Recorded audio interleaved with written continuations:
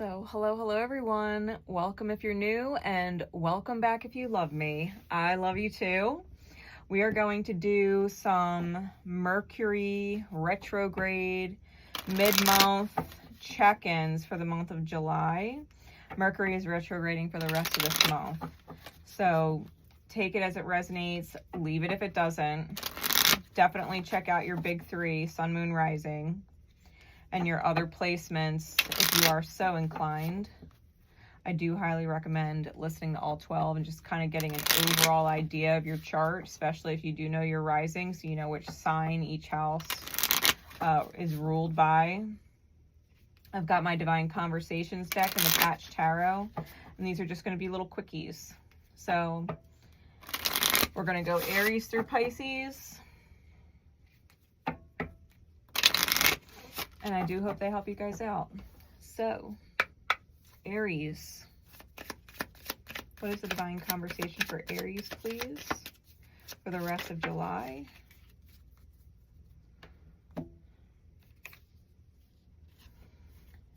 Don't you know how proud of you I am?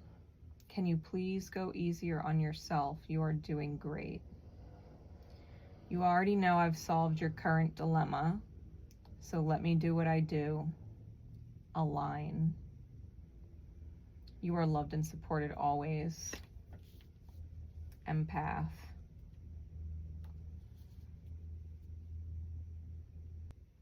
This is about choosing easier manifestations, right? Can you please go easier on yourself? Spirit knows how hard you love and how much you invest emotionally in people. And whatever issue you're dealing with, Aries, just know that Spirit has already solved it. You just need to align with it. The solution is already there. The timeline for that solution is already there, but you do have to choose that timeline, right? You do have to make those choices. Let's see what this looks like.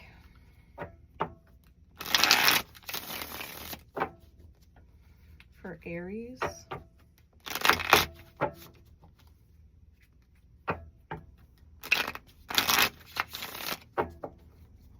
What does this look like the last couple weeks of July for Aries, Arian energy? We got the Two of Swords,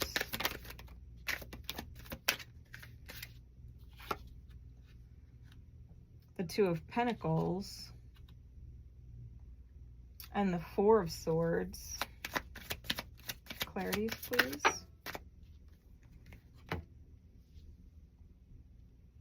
Six of Coins on the Two of Swords, the Lovers on the Two of Discs, which is the Two of Coins, and the Star on the Four of Swords. Bottom of the deck is the Ten of Swords. Top is the All card, which is a special card to this deck, the Patch Tarot. Why don't we start there? The All. The All depicts an infinite field of spirit manifesting a never-ending spiral creation of holy temples, representing the infinite ways of appreciating and honoring spirit. The planets are aligned along this vortex pillar as well, depicting the celestial chakras as we comprehend them. This card is tethered to 𝙀𝙀𝙢𝙀 on the Tree of Life, which represents knowledge, the bridge between idea and what we call reality. It is the only true measure of how we may come to know God. When drawn in a reading, the All describes that, in essence, anything can happen. There are an infinite amount of subjects to learn. There are an infinite number of pathways to explore. And while we may be limited, our souls and the spirit they emerge from are eternal. Thus, this card represents an opportunity to compassionately embrace a lesson we are learning, or let go and let flow, depending on the orientation of the card. Being in the upright, I think it's a lesson learned. I feel like it's a lesson learned, that Ten of Swords. I think you've worked really hard on something, and with the Aeon underneath of the Eight of Discs, I feel like in order for you to truly make progress, to work on that advancement, it requires effort of you. It'll result in joy, right? A partner who is spiritually aligned with you, truly. But it comes after a hard lesson learned. The Two of Swords with the Six of Discs, the Six of Coins. I think you're at a crossroads because you are dealing with a relationship. It is a one-way give. Someone is happy to take, but the person giving is questioning what they're doing. And the Two of Coins, or the Two of Discs with the Lover's card, it's an ideal versus real when it comes to whoever or whatever you're dealing with. You have this ideal in your mind, but it's not the reality. And I think you need a serious break. I think you need a serious mental break and just need to lean into your faith more with the Star card. Like, you don't need to go through all the mental gymnastics, you know? You really don't. I think the more you try, right, that bullshit word, I think the more you try to figure it out, the more confused you get. You know, Spirit's really proud of you for doing as good as you've done, but Spirit solved the problem. You don't need to solve the problem. You need to trust Spirit, because Spirit already solved it. And I think that is ultimately what it comes down to. If something is not ideal and isn't going to be ideal, then I think you just need to take a mental break and trust.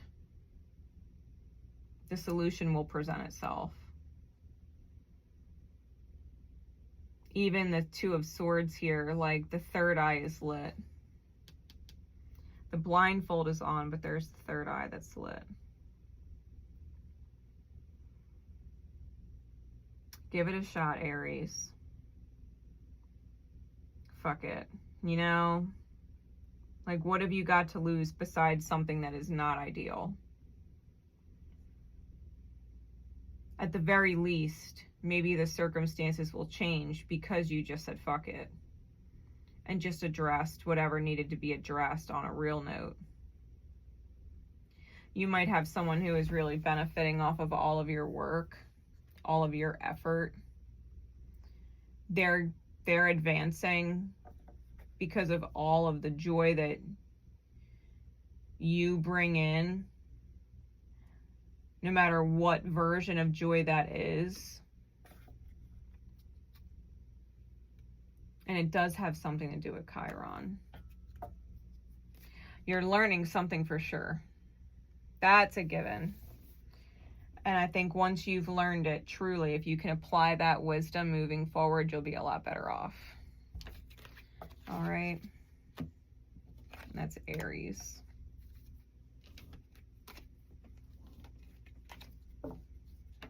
We're going to move on to Taurus.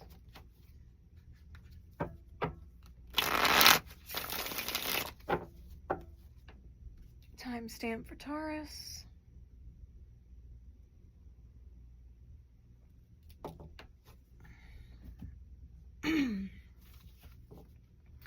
All right, Taurus. Taurus energy, Taurus placements. Let's see what divine conversation Spirit wants to have with you for the rest of July. What divine conversation, Spirit, please, for Taurus? Taurian energy, Taurian placements, the house that Taurus rules for you.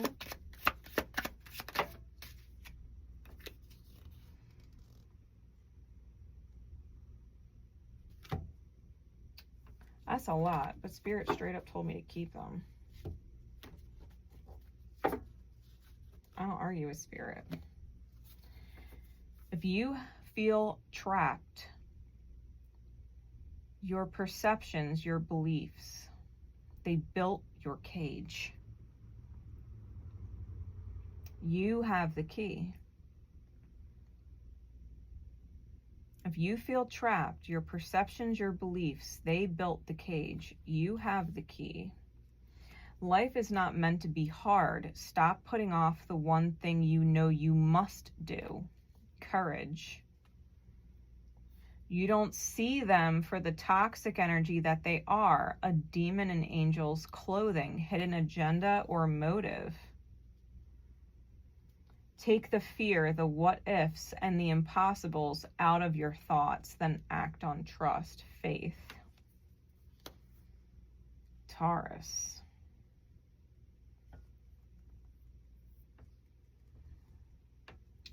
Life is not meant to be hard. If you feel trapped in a situation, it's because your perceptions or your beliefs put you in that place. You shift your perspectives or you shift your beliefs and the door opens. But whoever or whatever you're dealing with is toxic as fuck. You got to take the what ifs and the impossibles out, right?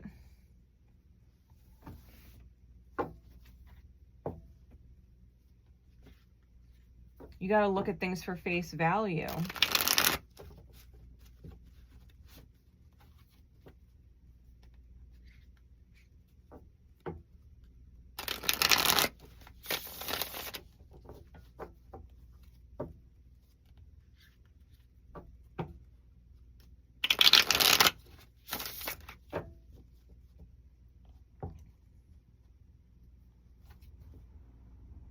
I can't help but feel like someone's using you and you don't even realize it.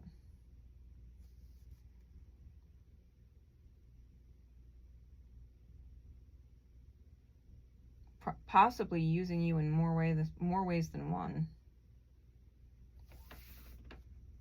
What insight, please, for Taurus?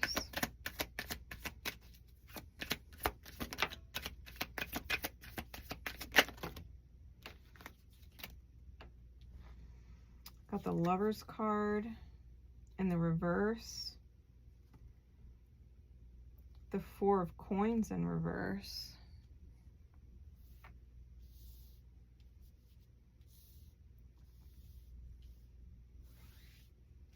What else?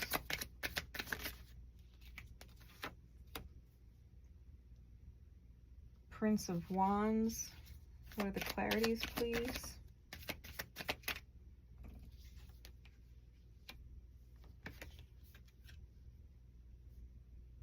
Ace of Swords on the reverse Lovers. The Hermit on the Four of Coins.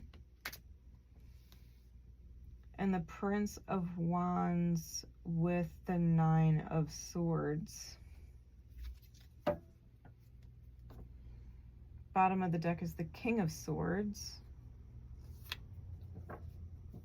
Top is the Five of Cups.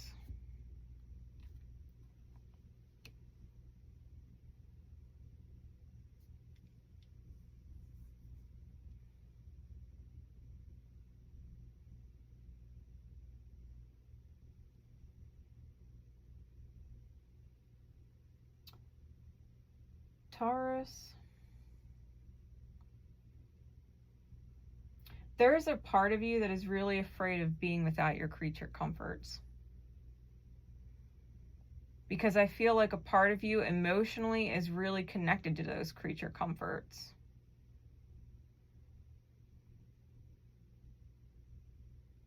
You don't like being without. It upsets you. And wow, yeah, the Five of Discs is under the King of Swords. You're trying to figure it out, right? Analytical is the key word on the card. You're worried about loss and you're trying to figure out how you could take less losses. Because the truth is, right, Ace of Swords, whoever this partner is that you're with, the key word is divorce in the reverse. Which, you know, if you're not married, it means separation. It means going your own way. You know what I mean? The Four of Coins in the reverse with this deck is hoarding, and the Hermit is meditating on it. You're thinking a lot about it.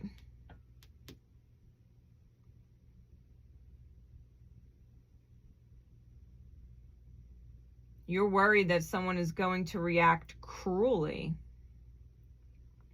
You're visualizing it, all the anxiety. And if that's the way a person makes you feel at the idea of leaving them, then you know they're toxic. You know they are. Because if a healthy relationship were ending and you just had to go your own way for whatever reason, they would be understanding. They would be upset and sad, but they wouldn't want you to do without. They wouldn't want to steal your stuff or take your stuff or destroy your things or make you feel like, you know, you're a piece of and you don't deserve it, and you know, all that jazz. That's what toxic people do. That's what narcissists do. That's what wounded people do, broken people. Not once have I personally ever left a partner and ruined their stuff, ever. Never have I ever taken anything from my partner and kept it to spite them and it belonged to them. Never. I never gave them a hard time on the way out. Never.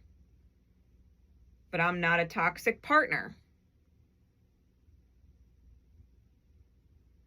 I feel like whoever you are dealing with, if you are visualizing the worst case scenario, knowing that this person is not going to be happy about you leaving and they're going to act out in toxic ways, like that is a clear sign. If that is what you're worried about, that you are with the wrong person. For sure. For sure. You're with a toxic individual. That, I think, is the realization that that really needs to hit home. Healthy people don't do that when relationships end. They don't do that. That you are even afraid of it says volumes about the person you're interested in or the situation that you're dealing with.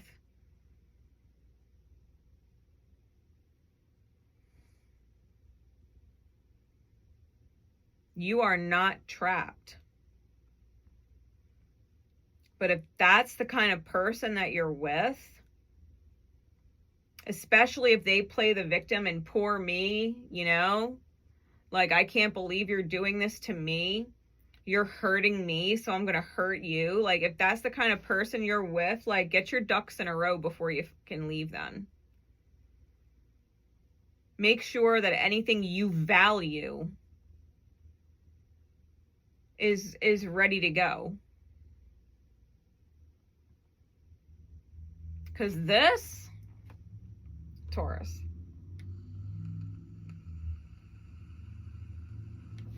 like, that's not where your head should be.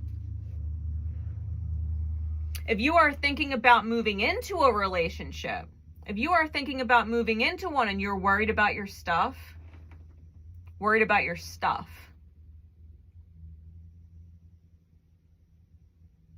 well, you are not ready for a relationship then, and that's the truth.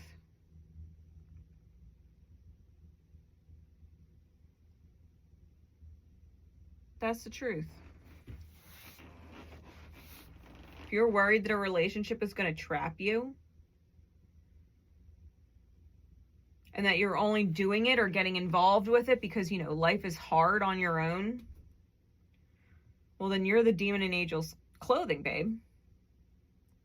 You got to take the what ifs and the impossibles out of it. What if they are a genuinely good person, right? If you're entering into a new relationship, what if they're genuinely solid? And they're not toxic.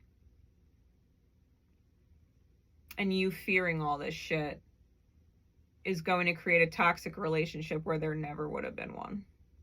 Where you would take losses emotionally and deal with losses financially because you addressed it wrong. Because they came in as a forever person and you came in as a what if person. Impossible person into the relationship.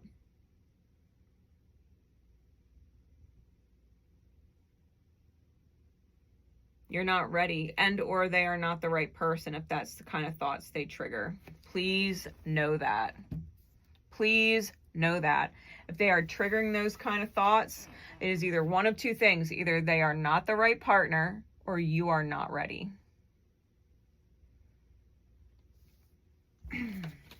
I hope that helps. Because right now you're visualizing like worst case scenario stuff. Well, nothing good comes from that. Nothing good comes from that. You got to start looking at the positives, either what you can do and what is within your control because you can't control other people,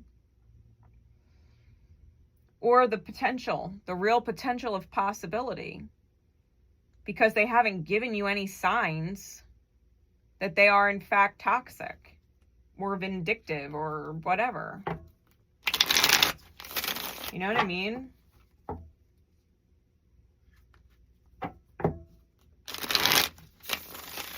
We're going to move on to Gemini. Timestamp for Gem.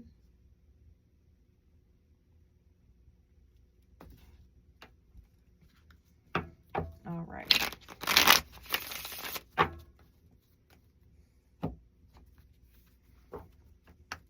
Spirit, please. What is the divine conversation we are having for Gemini? Gemini energy, Gemini placements, the house that Gemini rules for you. What is the divine conversation Spirit wants to have with you?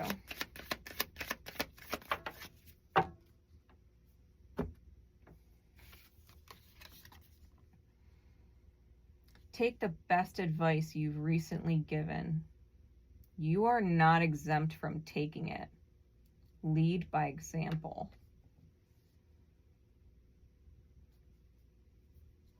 You know they are thinking of you too. Whatever differences there are can be worked out.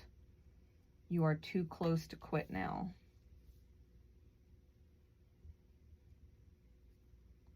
What's meant for you is meant for you. Stop thinking you screwed it all up. Life, relationships, love, finances. You didn't screw it up. You created opportunities to learn, and now you must seize alignment to grow. Evolution. Gemini.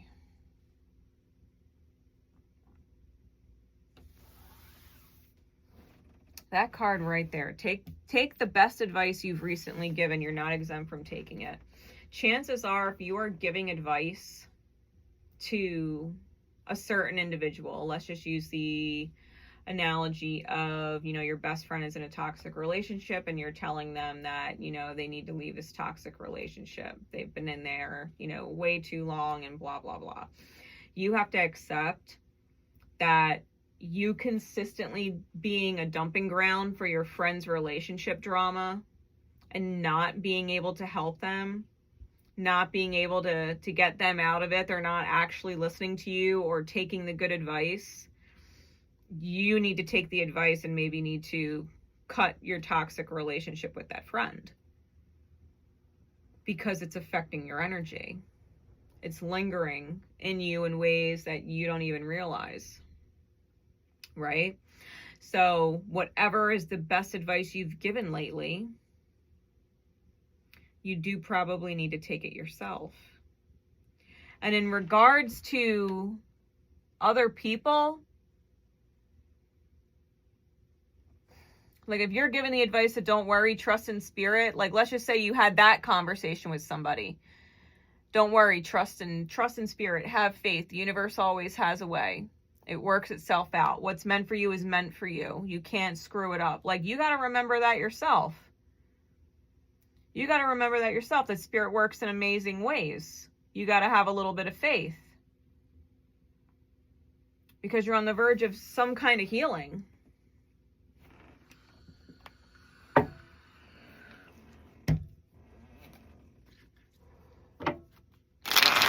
Let's see what's going on. What's the insight, please, for Gemini? What does this look like?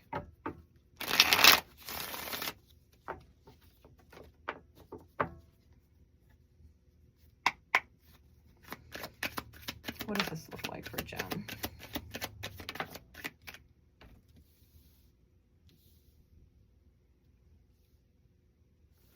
I got the Two of Cups in the reverse. I got the Princess of Cups in the reverse. I've got the Queen of Wands in the reverse. Clarities, please. My deck is upright. I've got the Judgment card on the Two of Cups.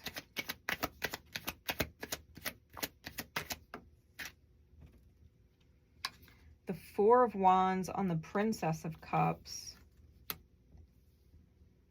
And the Hanged Man on the Queen of Wands.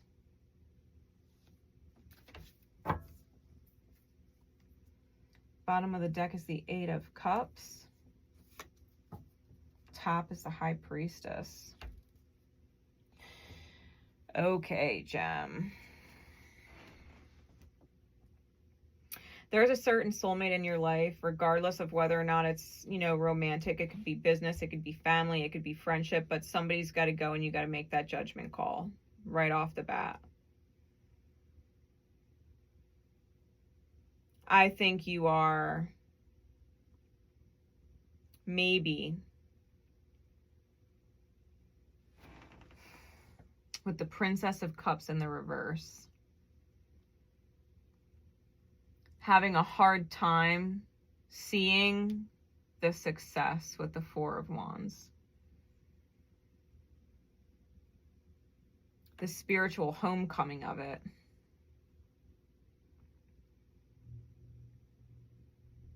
I don't think you realize it at all, how important it is for you spiritually. And to be completely fair, if you don't make this call of your own free will because you know intuitively it's the right thing to do to move forward, something's going to absolutely fucking infuriate you until you surrender to it. That you surrender to the realization that this person has to go and they have to go now.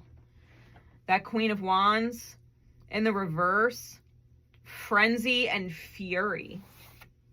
Frenzy and fury. You would have to surrender to the fury. Which means they pushed you beyond a breaking point. They went and pushed you beyond your limit, and now you are cutting them out, period. It doesn't have to go that far. It really don't. But it will if it has to. But it will if it has to. Gem.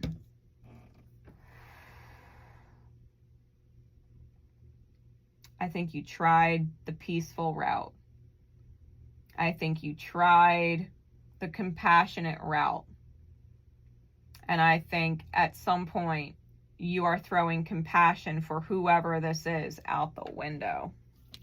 Because they don't actually hold any for you. They don't hold any for you. Gem. Like, you're not going to screw it up. You can't screw it up. What's meant to be is what's meant to be. Like, let's just say it's your kid. They're a grown-ass adult now. But they're acting unruly and unreasonable. And they're getting on your last fucking nerve. You are not a bad parent because they haven't grown up or because they're not a better human being. You didn't screw it up. It's just that's their life. They have their own path and their own story and all that jazz. And you've got to be okay with the fact that you're being called to let somebody go. To let the chips fall where they may.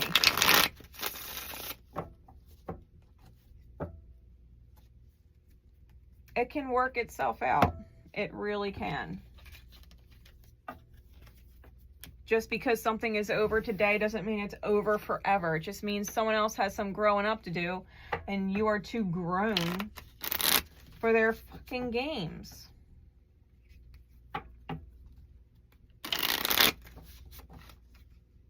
You're too grown for their games. Don't go down to their level. vibe out and let them find their way back when they reach your level. True talk. All right. Timestamp for Cancer.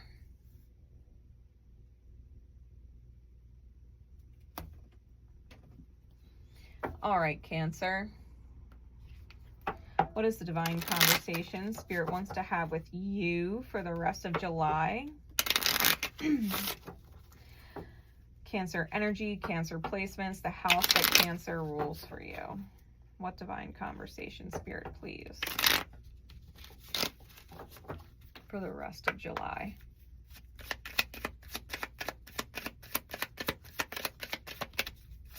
What is the divine conversation for Cancer?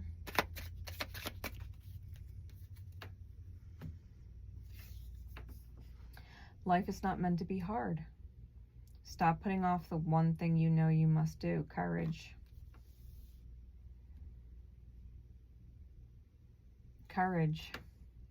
You're putting something off. And you know you got to stop. What house does Cancer rule for you?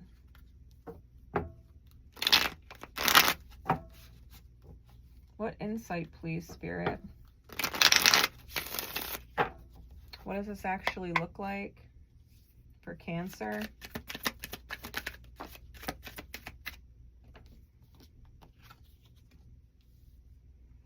We got the Lovers card. The Five of Cups in the reverse.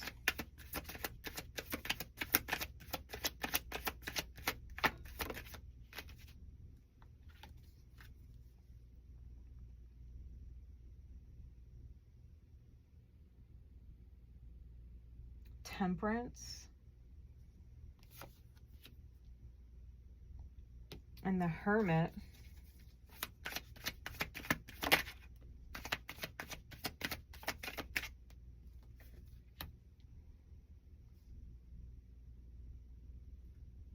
Queen of Cups on the Five of Cups reversed.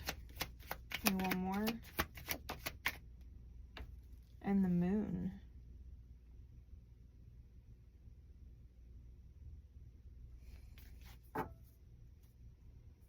Bottom of the deck is the Tower.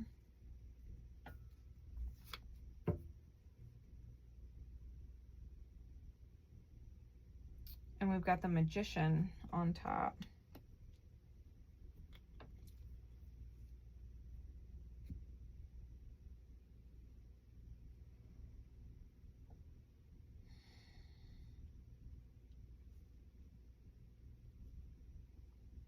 All right, Cancer.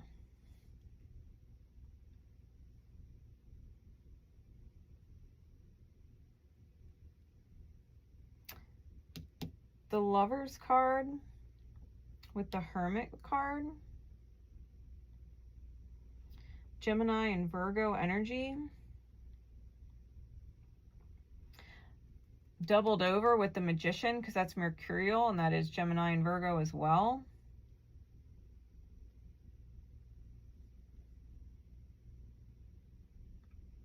You might want to pay attention to those readings, possibly your Sag reading and your Pisces reading, because that is all mutable energy right there. Wildly mutable. That's literally all four mutable signs.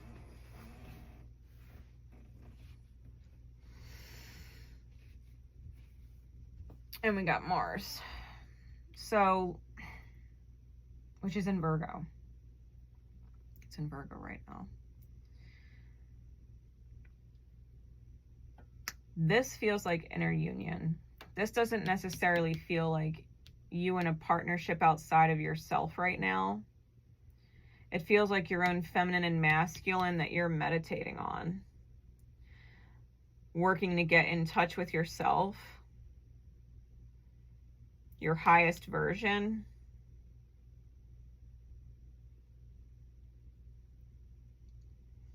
Because it looks like you are done dealing with sorrow and loss You're trying to hold compassion for yourself. You're reflecting on things. Deep reflection. Introspection. How you can evolve. I mean, Jupiter is in your sign. That's a big deal.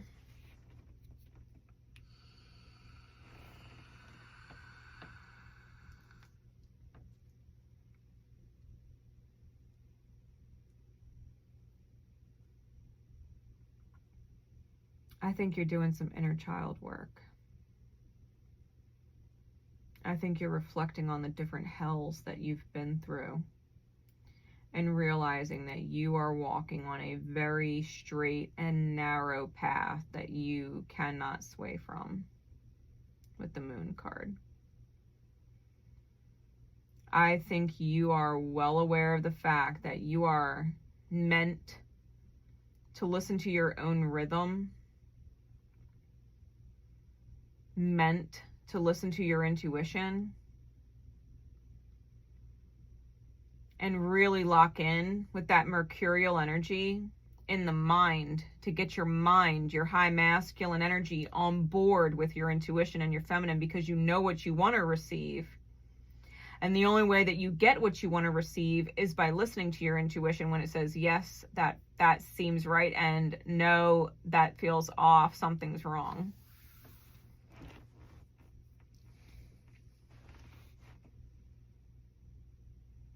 You are on a straight and narrow path.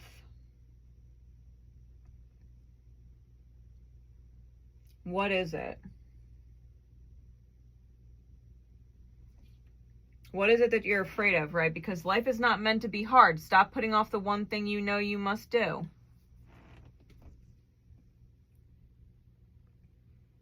It might be breaking down your mind. Because your mind has its guard up thinking it knows what you need. It thinks, right? The mind thinks. It thinks it knows what you need to feel safe, to be happy. It thinks it knows and chooses according to what it thinks. But your intuition feels and picks up on things on a much deeper level and knows when something will or will not result. It will or will not result in the way you want it to.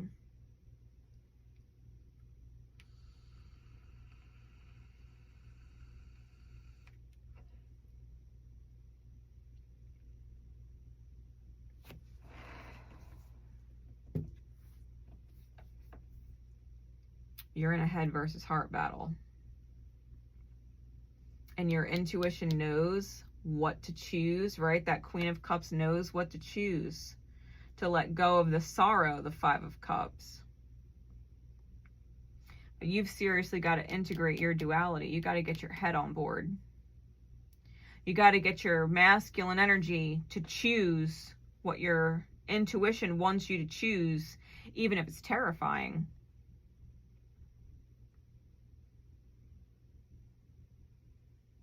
Even if it's terrifying.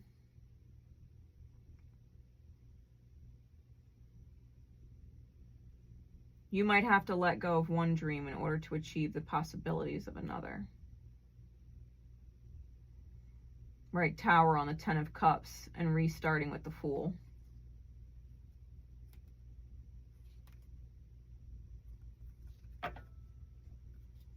And all of the options will flood in, and you've got to stick to what you're passionate about and what your soul feels right about, and follow the path, right?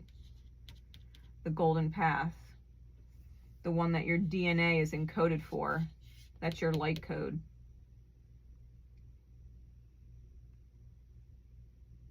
Cancer.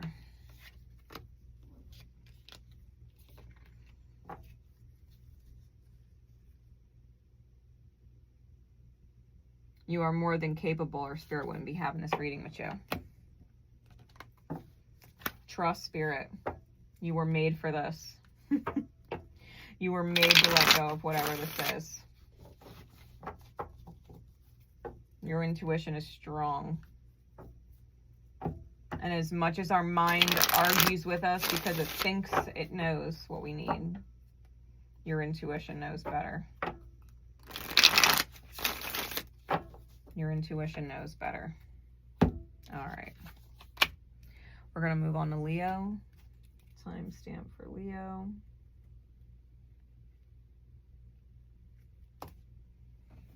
Okay.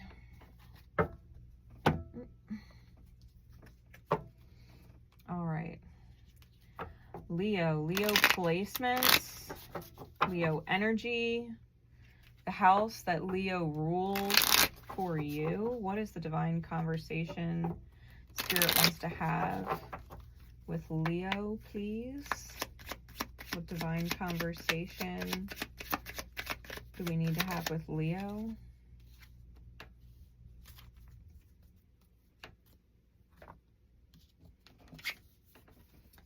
They mean well, but they are wounded.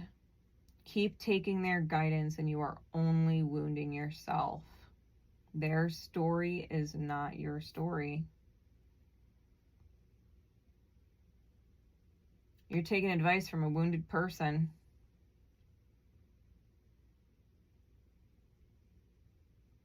They could be close to you, older than you, right? Like we ask our parents for advice, or our aunts or uncles, or our best friend, maybe they're older or whatever. And we think they know. We think they know. But they're wounded and didn't heal. They have went through experiences but didn't necessarily learn the lesson. They didn't learn how to apply the wisdom. So they advise from a wounded place. That would be, and it's just an example. Take it how it resonates. If it doesn't, it's the same vibe. It's just maybe a different metaphor. But it's like wondering if your partner is cheating on you. And so you're talking to your uncle, and your uncle is like, oh, well, they're showing all the signs of cheating, you know, like they're probably cheating. You haven't even addressed your partner. You just are looking at the signs with your own paranoia, maybe because you've been cheated on before. And your uncle's telling you, well, yeah, well, everybody cheats. Can you deal with it? Like, everybody cheats. If you want to cheat, go cheat. Like, everybody cheats. Like, don't let it hurt you.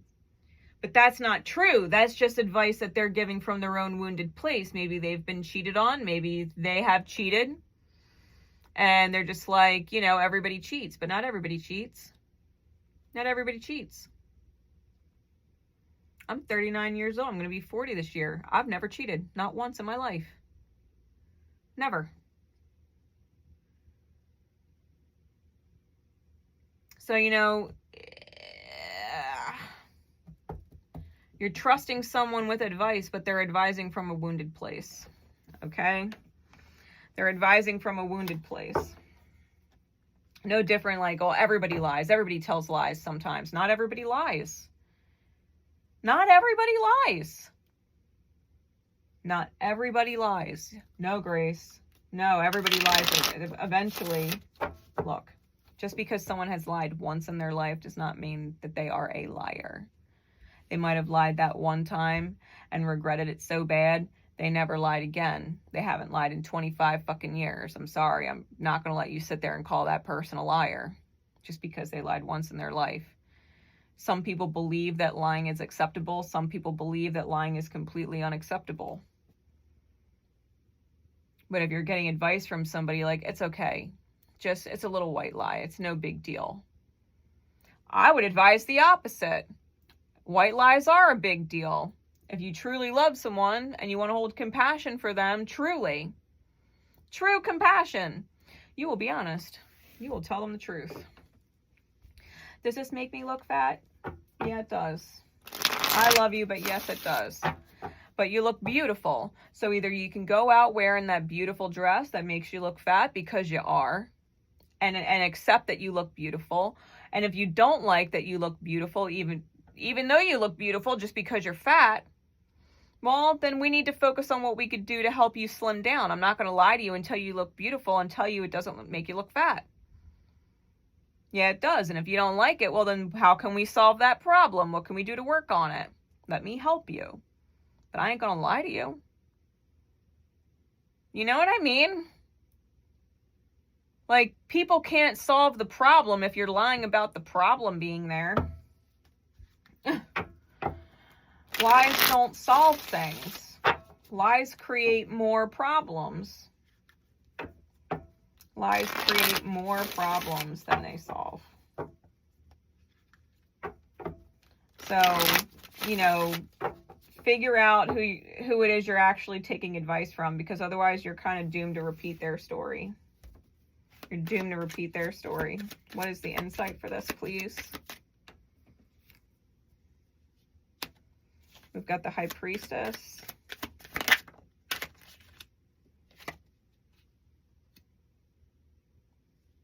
The Two of Wands.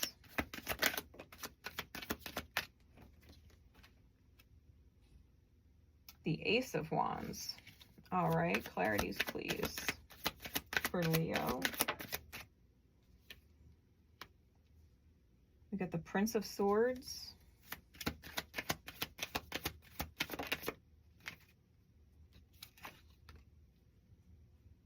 The Five of Cups.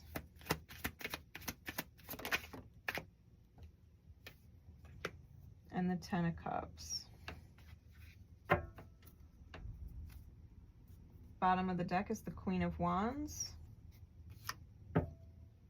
Top is the Princess of Discs. Okay. So Leo, you do sense it with the High Priestess involving that communication, whenever that communication is. Because like even this card, the Prince of Swords is the Knight of Swords. It's all about communication. And he's got all these different heads down here, right? Water, earth, and fire. All these different heads, these elements sitting down here. And he's got his sword of truth, and he's got his scythe, right? Or the sickle. And he's got one eye closed and one eye open. Like, yeah, he might be taking that advice in, the communication. But eye open to it. Eye open to it. And so you find yourself at this crossroads of loss, but I think you're inspired to shoot for the Ten of Cups. You seize the opportunity to trust what you're passionate about, to be authentic, because you know that if you're not authentic, you're not going to receive what you want to receive.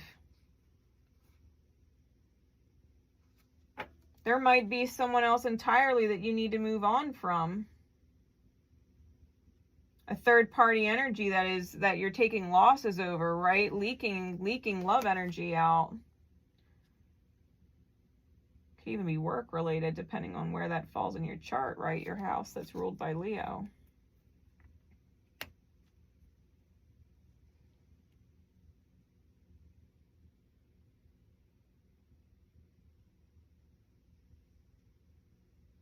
Somebody could be telling you it's not worth it to apologize. It's not worth it to make right on something. Like, forget about it. But their story's not your story.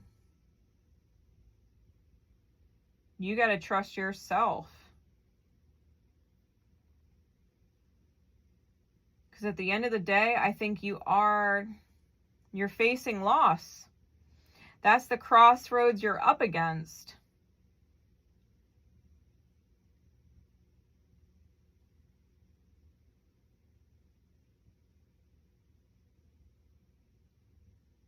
I can't help but feel like you really do need somebody in your life.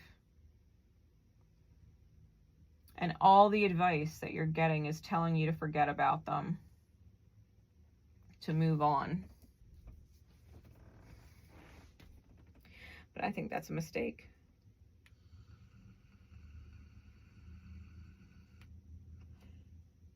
I think that would be a mistake.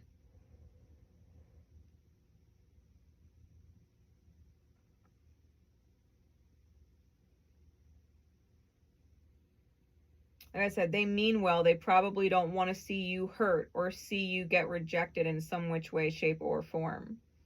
Whether it's a romantic relationship, or renewing an old friendship, mending an old business relationship, right? Whatever it is. I think you know that if you initiate whatever it is, it will result in the way you want it to result, especially if you handle it correctly. Especially if you're genuine. and are willing to work with them to meet their needs.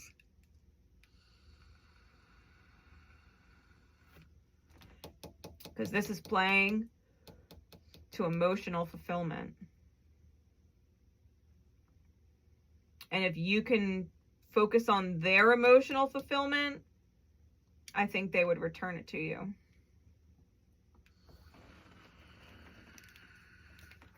Just saying.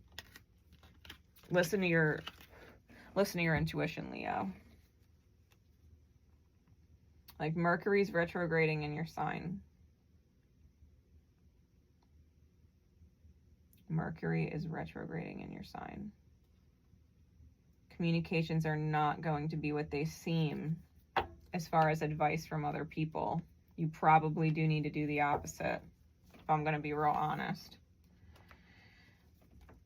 All right.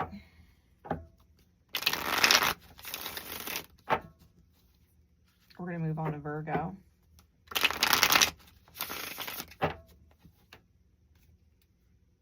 Timestamp for Virgo.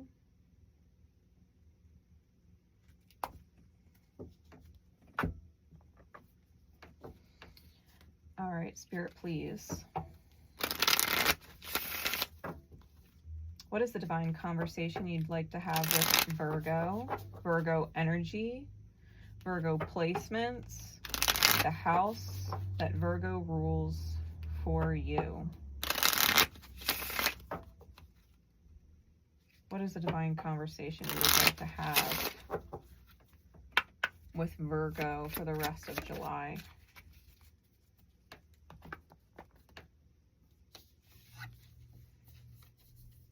You know they are thinking of you too. Whatever differences there are can be worked out. You're too close to quit now.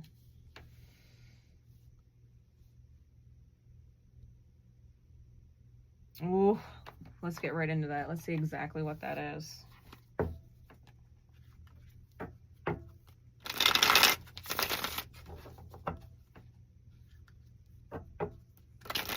You got South Node in your sign.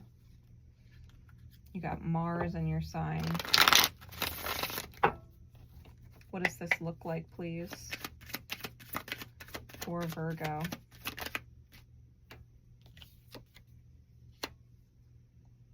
Six of Discs, Prince of Discs,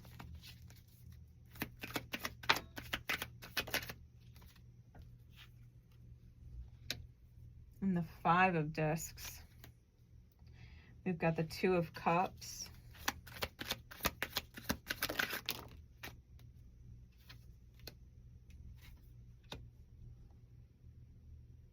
the Four of Cups, and the Empress.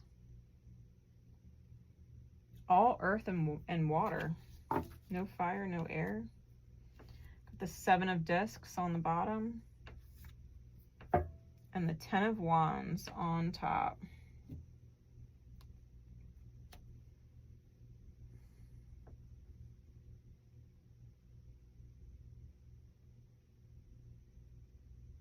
That is beckoning you to find your inner strength and resurrect your own peace by planting a seed. Taking the first step, which you are conflicted about.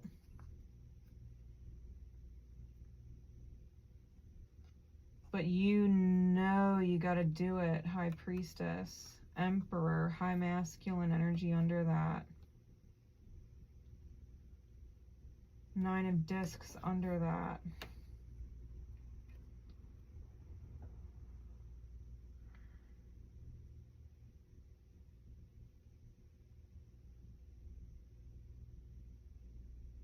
It's almost like you know that the choice you have to make seems selfish. Like it's a selfish choice. And you know that whatever you give, it might not be returned. If you do initiate something, you know that it might not be reciprocated. You know you might get shut down.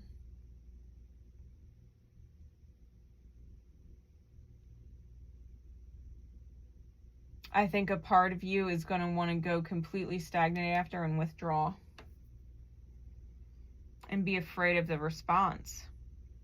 That would be like the equivalent of reaching out to somebody and then panicking that they haven't responded in, 2 hours, and you block them. You know what I mean? It's kind of like that energy. Like you're afraid that, if you take the initiation and you don't get the response the way you want as fast as you want, you might freak out and blow it yourself. It's like you're going to have to stay patient and wait while they decide what to do with whatever it is that you planted, right? That seed you planted. And you're worrying. You are worrying if it's not that it's not going to manifest. That you're going to receive this loss, or you're going to receive this abandonment.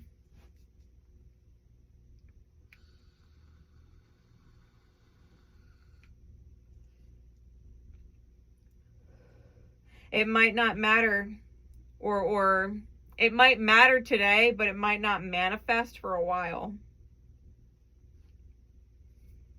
They might need to sit on that seed for a little bit. It might need to grow inside their minds for a little bit.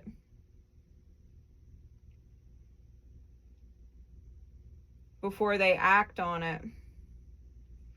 And you just got to trust that if that's what you're guided to do, that's what you're guided to do, and you don't have control over the outcome. You don't have control over time or the result.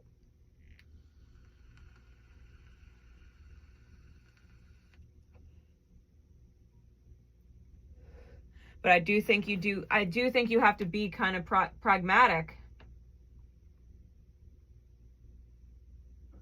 Especially in the withdrawal.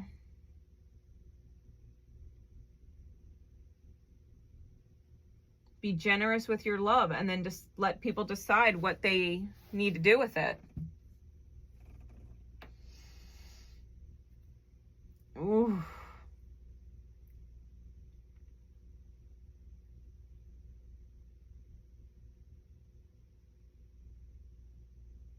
I will pray for you, Virgo. Because that would scare anybody. Knowing that they're being pinged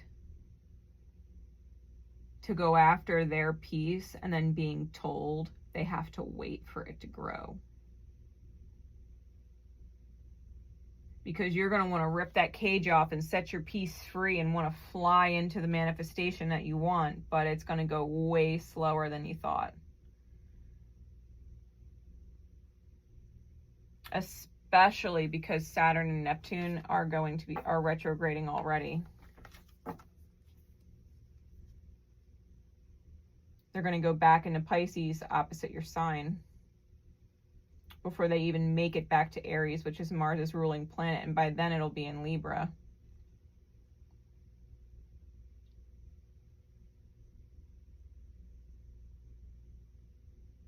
Yeah, you're gonna have to wait.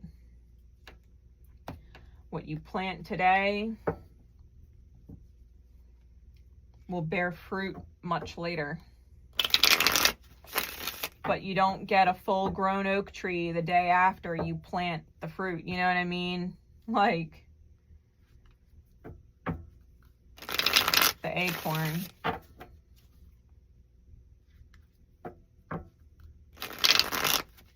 Things don't grow overnight. But they can't grow at all if the seed doesn't get planted.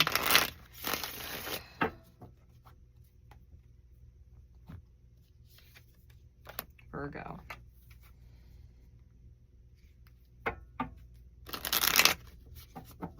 Okay. We're going to move on to Libra. Timestamp for Libra.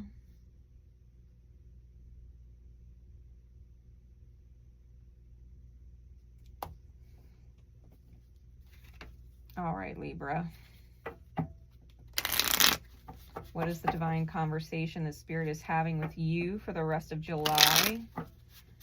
It's for Libran energy, Libran placements, the house that Libra rules for you. What is the divine conversation, Spirit, that you'd like to have at Libra for the rest of July. Did I say June? I meant July. Life is not meant to be hard. Stop putting off the one thing you know you must do. Courage. Spirit's calling you out, Libra. It's been calling you out hard in the July, the actual July readings, the Saturn retrograde readings, and now you're putting something off.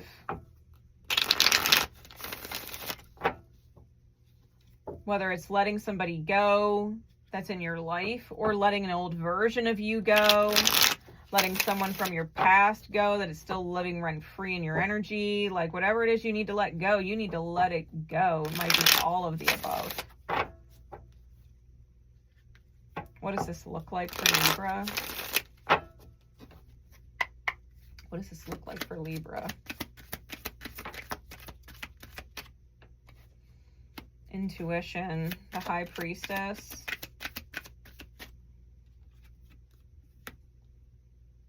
The Magician.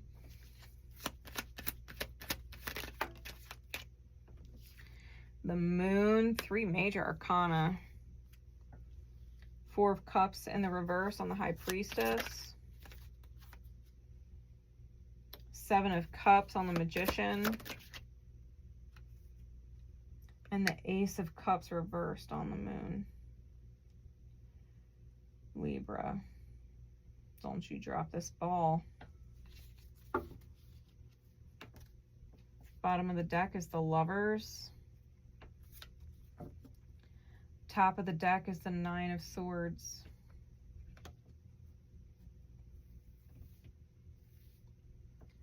So Libra, the High Priestess with the 4 of Cups reversed. Your intuition is telling you to seize the moment, seize the opportunity. Spirit is trying to give you the Ace of Cups. You're too focused on a third energy, an outside energy, whether that is a third party or a third interference, which could be anything. It could be an addiction. It could be someone else's voice inside your head, a toxic behavior, toxic friend. Like you're focusing way too much on a third energy. A karmic something, right? A karmic fill in the blank, karmic attachment.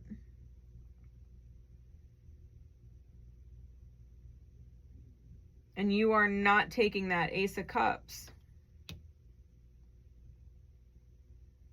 from the divine. You know you should, though. The thing is, you are so afraid of losing love that you don't even realize you're pushing it away. Whatever you've manifested, whatever you've created with the Magician, it's a full-blown illusion.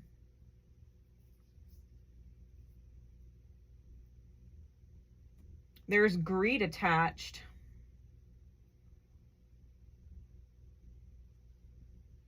You might be with a cruel partner, or you are cruel to your partner, and they don't actually deserve it. They're the Empress and they don't know it. Whether that is you or your person, but somebody is the Empress, meant to receive high energy, meant to receive joy. And someone else is being super fucking cruel to them. It's a nightmare. That's a nightmare. I've got multiple 9s. Ugh, Libra.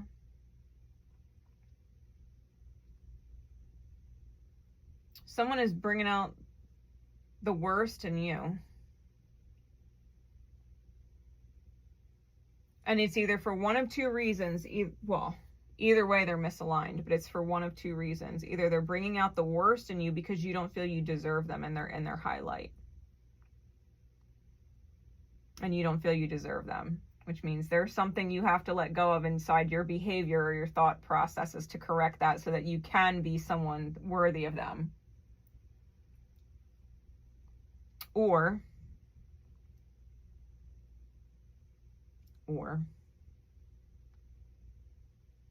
they are not worthy of you at all. And you need to let them go. They don't deserve you. And that could go either way. If you're the one being cruel, they don't deserve it. And if they're the one being cruel, then you don't deserve it. But either way, someone is being fucking cruel. And I'll say this about Libra. Libras, hands down, their MO, their shadow, is wildly codependent. Libras do not like to be the one to break up a relationship of any kind. Instead, they will become toxic as fuck. They will become so toxic that their partner absolutely has to choose to leave them because they can't stand it anymore. So they hurt their partner. They're cruel.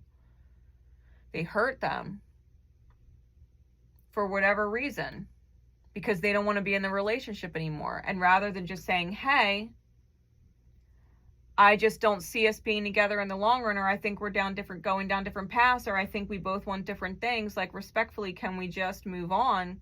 They can't seem to fucking do that. They can't stand their ground. They're a pushover. And they don't want to be the bad guy. So they stay in these toxic relationships and just get more and more and more toxic themselves until they push out a person. Like, that's a horrible shadow.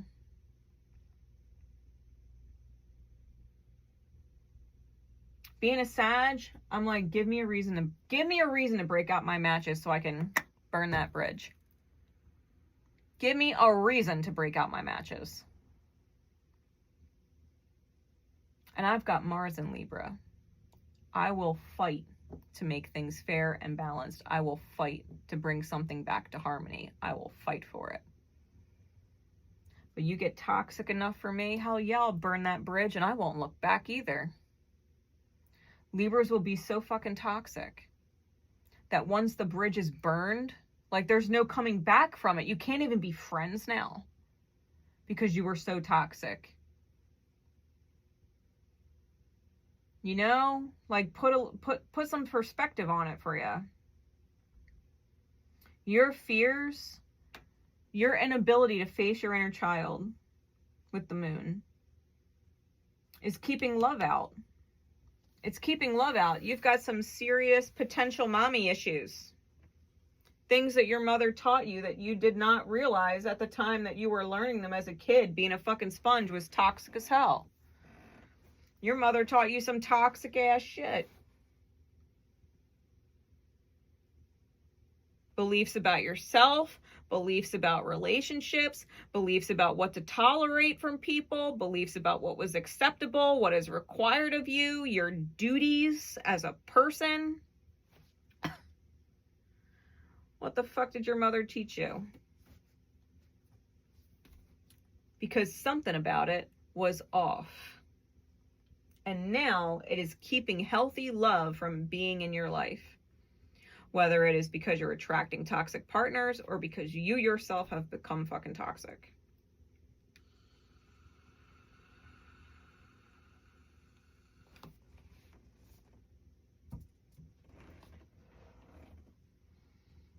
Something's got to give, Libra. And if you're going to be so toxic and so stagnant and it's actually you, then you deserve the match they throw. Then you deserve the match they throw. Especially if you know they're not your person. You've always kind of known they weren't your person, but you're using them for something. Your life is improved in some way. It's like staying in a toxic relationship because y'all share kids and you don't want to pay child support. It's easier if you just stay with them. But in the meantime, you're speaking to them like they're a piece of shit and they're a horrible person because you want them to leave. You do. You don't actually want to be with them. But you don't want to pay child support either, so as long as they take the abuse, you know, you can let your anger out. Well, because you don't have the balls to leave, to admit that maybe you made a mistake and had children with the wrong person. and own up to the fact that you just got to handle your business now and honor the fact that you got kids and honor your kids. You're going to let your kids learn what toxic looks like and teach that to them so that they can go and repeat that toxic pattern when they're an adult. Because, well, you did it. Toxic as fuck. I'm sorry, did I tell y'all I was a Sag? Nothing but straight talk here. I'm so sorry, not sorry. Take a look in your mirror, Libra. All right. We're going to move on to Scorpio. Timestamp for Scorp.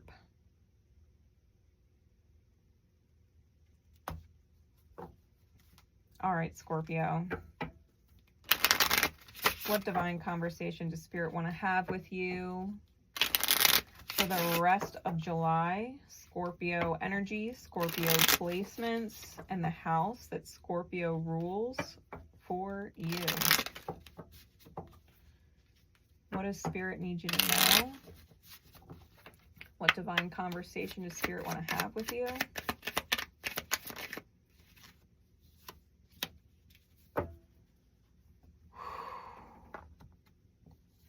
Spirit's getting serious. It's all cap locks. Seriously, go grounding. Clear out all that energy you're holding that isn't yours. Release. Release.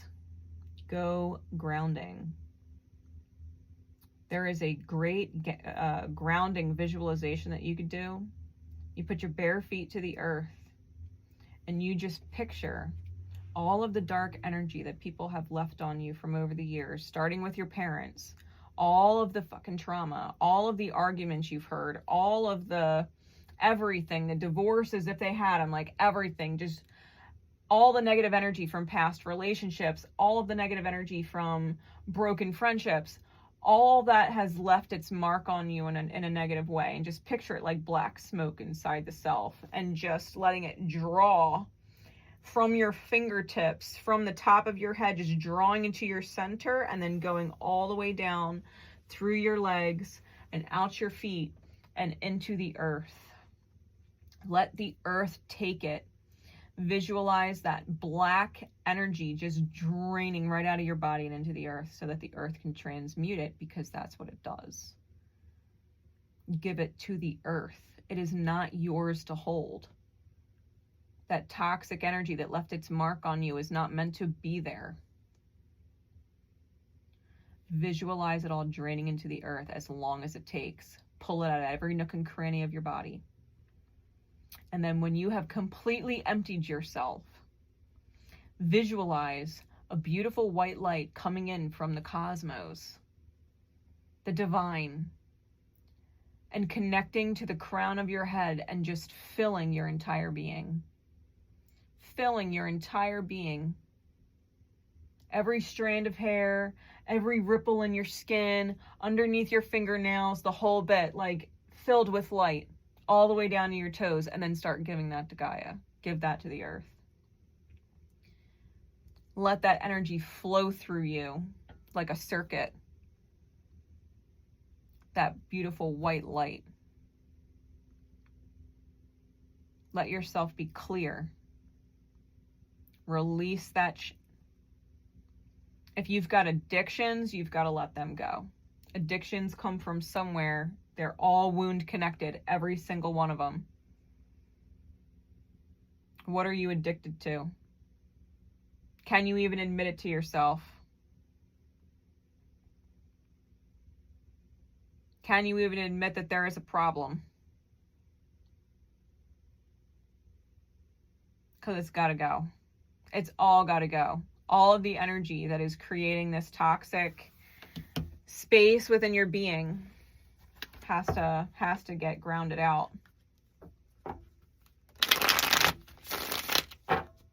What does this look like? Insight, please, for Scorpio. Scorpio energy, Scorpionic placements, the house that Scorpio rules for you. the devil. That's addiction. I'm telling you, I had a feeling. That's why I brought it up. There's an addiction here. Six of Swords. You're being given an ascension opportunity, a chance to rise. A chance to rise.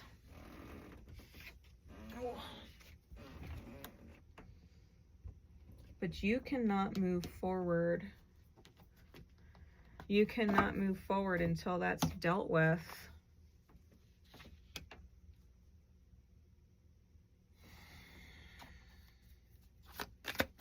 Give me one more.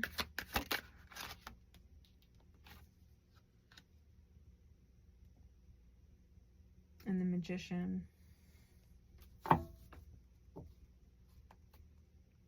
Bottom of the deck is the Prince of Cups. 10 of Cups is on top. You've got someone seriously, Temperance energy, you've got someone seriously interested in you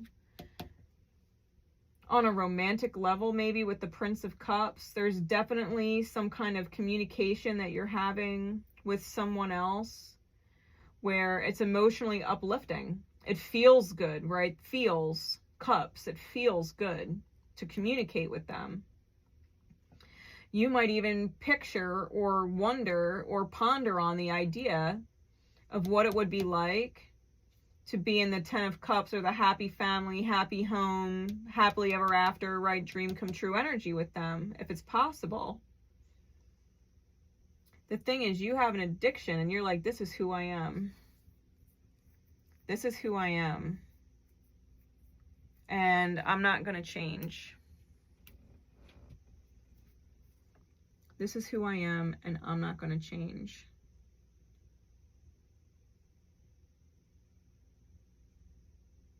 But the Six of Swords is pulling you forward and you've got to really sit with that.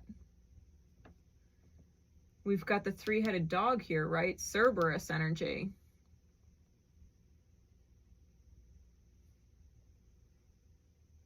You've got to protect yourself from your own self-created hell. You are so afraid of being abandoned that it completely stunts your power of creation.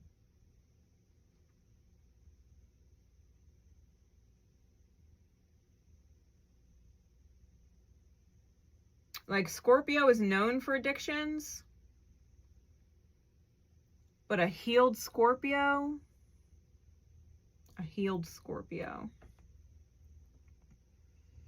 I don't know if there's anything more beautiful than that.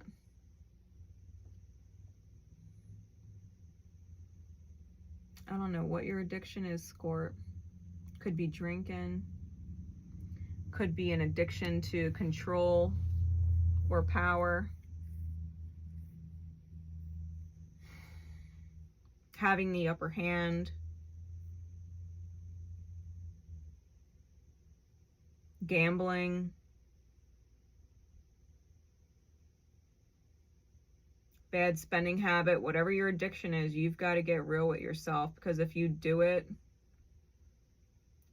every day, like, you might not think one drink a day every day is bad. And most people probably wouldn't think that one drink every day is bad.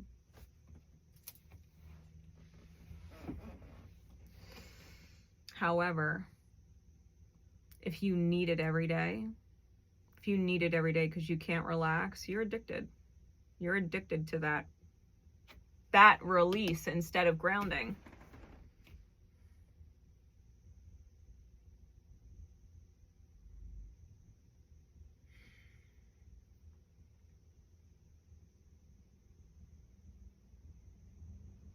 Whatever it is, you do have a 10 of Cups situation available to you. You do. But I don't think you're going to be able to achieve it unless you take that addiction and get it under control. And cut it out of your life, because that is truly the only way to handle addiction. Find a healthier way to release.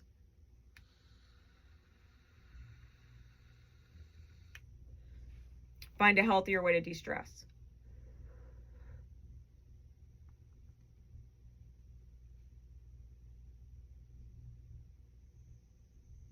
because that's not it.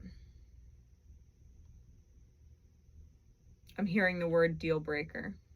It's a deal breaker.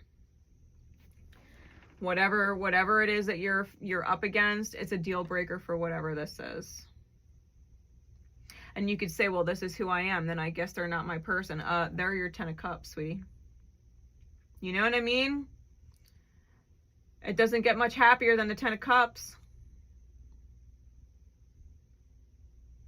That's emotionally fulfilled. That is emotionally safe, where your feelings are safe with whoever this is. They consider you and your needs, your emotional needs. But they can't help you if you don't consider your emotional needs.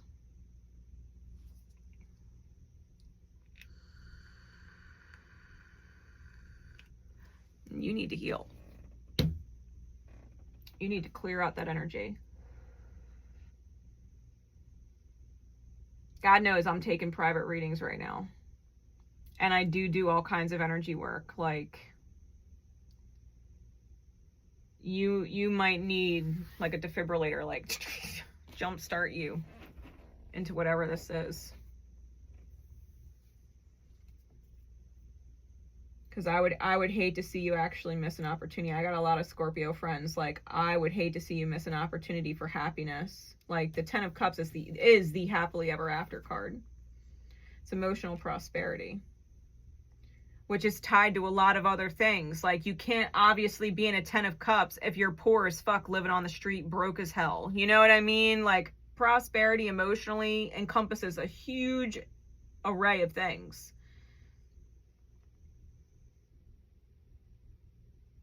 You got to tackle whatever your devil is. And you should be doing it now with the last 2 weeks of July. You should be doing it now. You should be doing it now. Like, I don't know about y'all, but I will not even date a guy who drinks. I do not drink, and I will not date a guy who drinks. I won't do it. I don't care if it's just one a day. I don't care if it's one a week. I don't fucking care. I will not date you if you drink. I've had way too many experiences trying to heal my father and men that I've dated.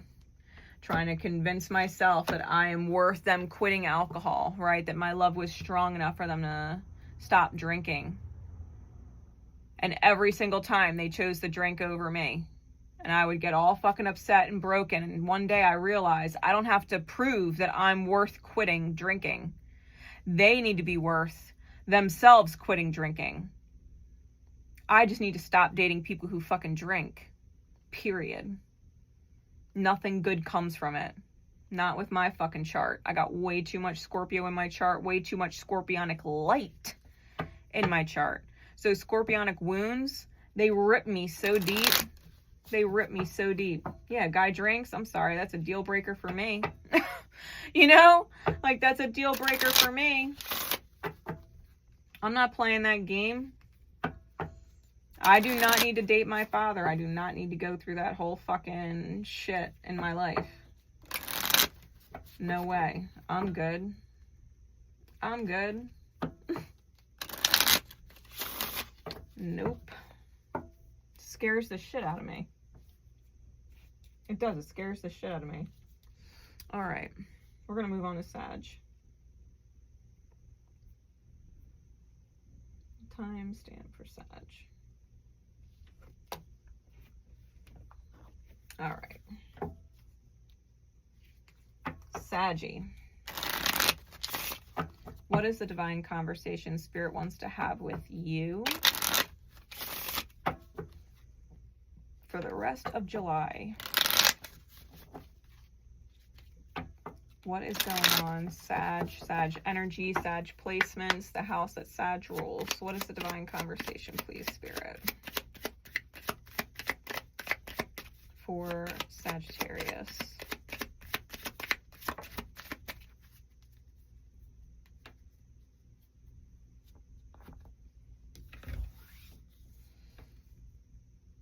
Help comes from the last person you'd expect. Stay genuine and honest. Truth helps. The opinions of others don't matter.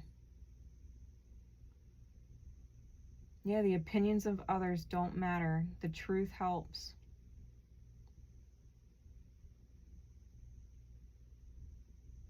You know, like I was just saying for Scorpio's reading, like I will not date anybody who drinks. I don't care if it's just one drink every so often. Like, I don't care. I will not date you if you drink. Other people might be like, oh, well, their opinion is, well, Grace, that's kind of harsh. Like, everybody does drink. Okay, well, then I will happily be single for the rest of my life. Your opinion don't matter. Your opinion doesn't matter. Well, they don't drink that much. It's not that bad. I don't fucking care. You know? Like, help comes from the person you'd least expect. Awesome. Awesome. At least you got help coming in. But stay genuine and honest. Know that the truth helps. The opinions of others don't matter. What does this look like for Sag? What does this look like for Sag? What does this look like for Sag? Insight, please. Like, don't get me wrong. I've got friends that drink. I don't judge them. They can drink all they want. That's between them and them. I don't live with them. I don't have to sleep next to them, whatever. But my partner, that's why I'm single.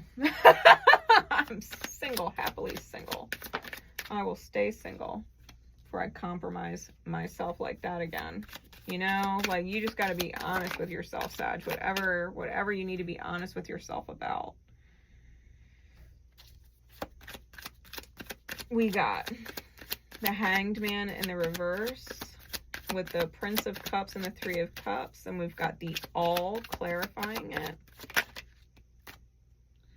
as well as the Way and the High Priestess. Two major arcana and two holy arcana. Bottom of the deck is Temperance. That's your card. Top is the Magician, your polarity. See, you create evolution. You create evolution. You transmute things. You take pain and you turn it into power. And you're super clear on something, right? Super clear on something. Let me read the All card for you. Because it's with the Hanged Man reversed, right? So that's spiritual clarity. The All depicts an infinite field of spirit manifesting a never-ending spiral creation of holy temples, representing the infinite ways of appreciating and honoring spirit. The planets are aligned along this vortex pillar as well, depicting the celestial chakras as we comprehend them. This card is tethered to 𝙀𝙢𝙖𝐚𝐿 on the Tree of Life, which represents knowledge, the bridge between idea and what we call reality. It is the only true measure of how we may come to know God. When drawn in a reading, the All describes that in essence, anything can happen. There are an infinite amount of subjects to learn. There are an infinite number of pathways to explore. While we may be limited, our souls and the spirit they emerge from are eternal. Thus, this card represents an opportunity to compassionately embrace a lesson we are learning, or let go and let flow, depending on the orientation of the card. And it is clarifying a reversed hangman. I feel like you are crystal clear with the Hanged Man reversed.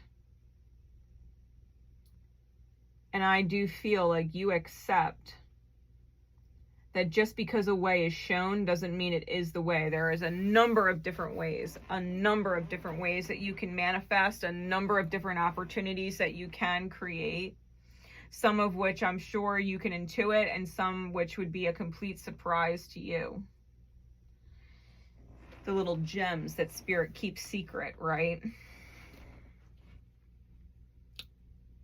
With the Prince of Cups and the Way. The Prince of Cups is that positive, emotionally based communication, right? That heartfelt truth. the way, can only truly be understood when experienced in relationships. No matter how we attempt to indicate a concept, what we are indicating cannot possibly encompass the true spirit of said concept. On the Tree of Life, this card connects with 𝐽𝐴𝐴, the eternal vacuum of spirit. 𝐽𝐴𝐴 is the nothingness from which the concept of infinity emerges, describing that all things originate from and dissolve back into nothingness. This may seem like a blessing and a curse, but it is simply the way we came to be and the way we are going. In Hebrew, this is often called 𝐴𝐴𝐴, or the essence. The appearance of the way in a reading has one meaning that can be interpreted in various ways. The highest principle is that it is a card of complete trust and faith in that which is beyond our ability to comprehend. In this, we have to surrender to the flow that moves through us. We know the way. The upright key on the card suggests the act of prayer is the purest method to tap into the natural flow and open a channel with the divine. Through prayer, a space of silence is created, so the subtlest of notions from spirit may come through.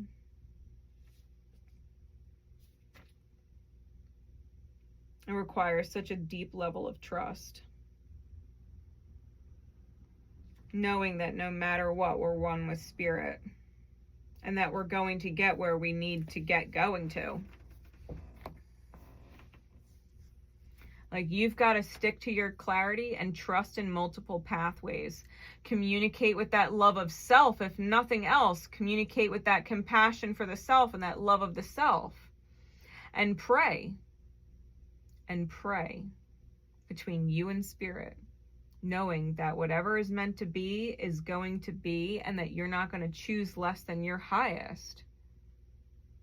The Three of Cups with the High Priestess, you know that abundance with the Three of Cups upright intuitively is headed your way. You're creating it with your evolution. You're creating it with your evolution. Don't be shy about your truth.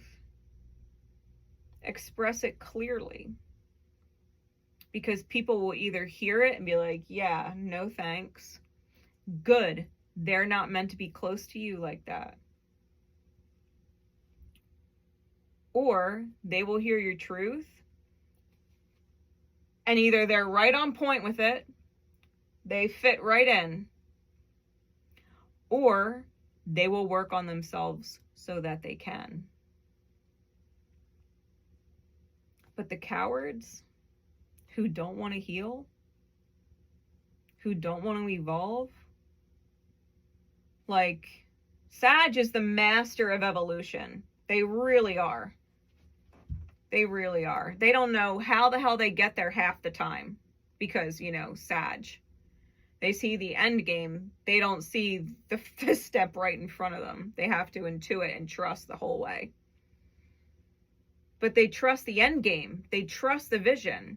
And as long as they don't veer off and try to make something fit that doesn't fit and or doesn't want to fit, they're better off. They'll get to that end game. They will be that powerful creator in their evolution. And that's just it. They have to trust the mirror, right? Their polarity is Gemini. They got to trust the mirror. If what they're seeing is something they don't like, they can't submit to it. Otherwise, they're literally in an energy that they don't like. And they done chose it themselves. Like, I will never submit to a person who drinks, who wants to be in a relationship with me. I don't care who the fuck they are. They could be a bazillionaire. They could be the most handsome man on earth. They could have everything to offer, be super fucking loyal, all of it. And if they drink, I'm sorry, I'm out. I don't care. I never want to feel anxiety because someone started drinking in front of me that I love and care about and trust ever again. Ever again. I get extreme anxiety, like PTSD-like triggers, PTSD-like reactions with a partner who drinks in front of me. I can't do it. I cannot do it. I will have wild anxiety. So yeah, if someone cares about me, I guess they're not drinking anymore.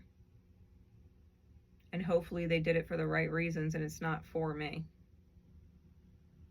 You know, hopefully they healed their shit so that there's no temptation later. Because I don't care if I'm with somebody for 10 years and they were sober. You have a drink in front of me for the first time in 10 years and you're my partner.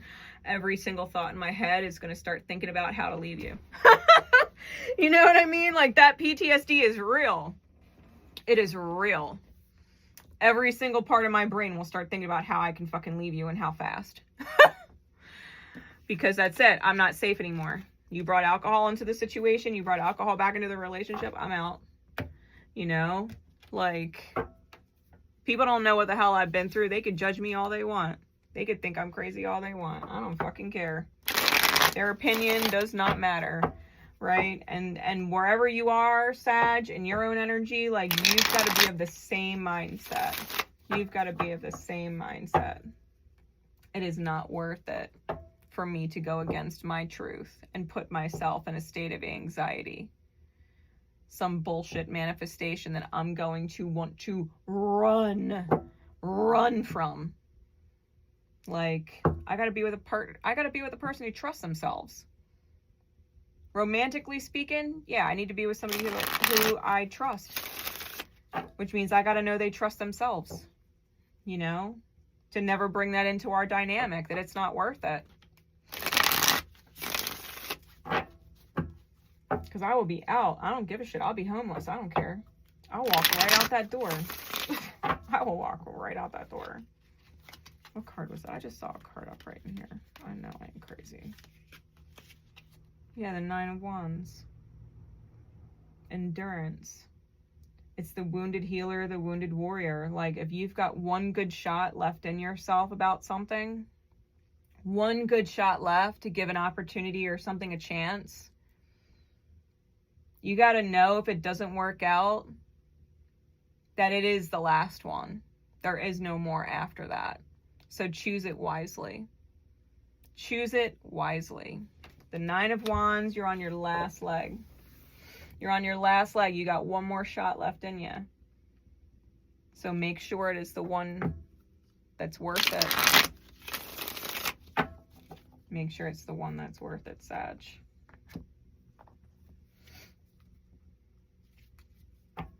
After that, you're either going to be full-blown sovereign on your own, or you're going to end up one of them crazy soulless people that got no life and light left in their fucking eyes.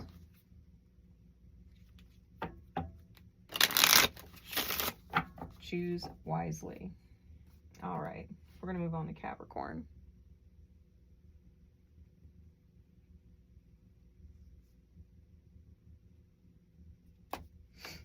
Okay. Cappy. Let's see what is going on with Capricorn. Divine conversation Spirit wants to have with you. Capricorn energy, Capricorn placements, the house that Capricorn rules.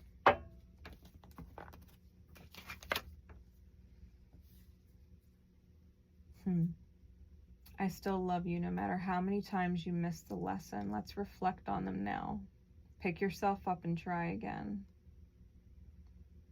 Darling, you are more capable than you've given yourself credit for. Simply commit. Forever, now, and always. Spirit loves you. Spirit loves you. Like, you might have missed whatever lesson it's been a few times. But if you reflect on it, you are so much more capable than you give yourself credit for. All you have to do is stick to something.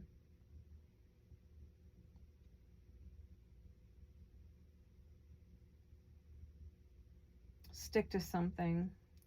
Whether it's sticking to a job, sticking to a relationship, sticking to a conviction, sticking to your work ethic, sticking to your morals, sticking to your standards, whatever it is. Pick yourself up. Keep going. You are capable. You're learning. You're learning. Let's get some insight into that for you.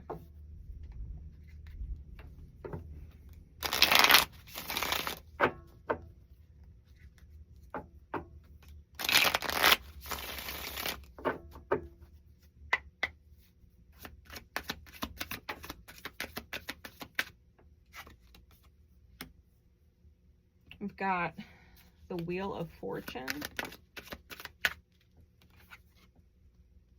10 of Cups in the reverse. That card went flying. The 6 of Cups.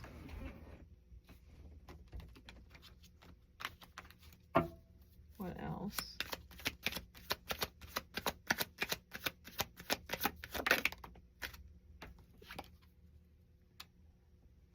Princess of Cups on the Wheel of Fortune.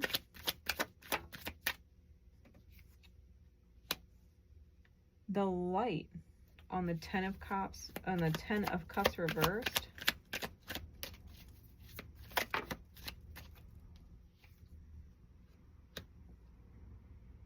And the Crown.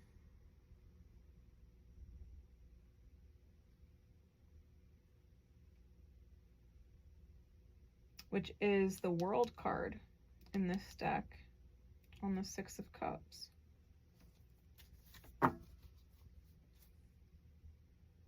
King of Cups is on the bottom. The Emperor is on top. 8 of Coins is underneath the King. Okay, Cap.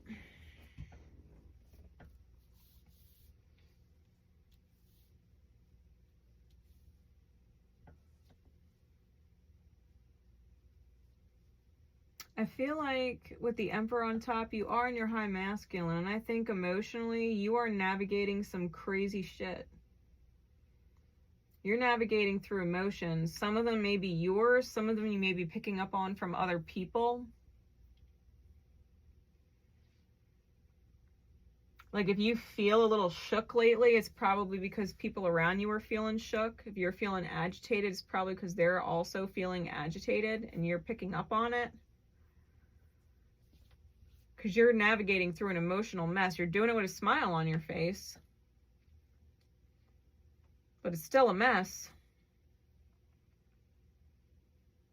And you are in your high masculine energy. Remember, knowledge is power, and to be fair, it is not all your energy that you're feeling. Know that if you're feeling something, that someone around you is likely feeling it and you're picking up on it. Whether they are immediately in your reality, like your physical reality, or you are in their headspace and are having high anxiety about it. You might be feeling anxious, and it's because someone is focusing on your energy hard, you know, and anxious or afraid or whatever the feeling is. But you're picking up on a lot of stuff that is not your own, and it probably does have a lot to do with the fact that your planet is with Neptune retrograding. And Neptune is having all kinds of things just sloshing around in your psychic space.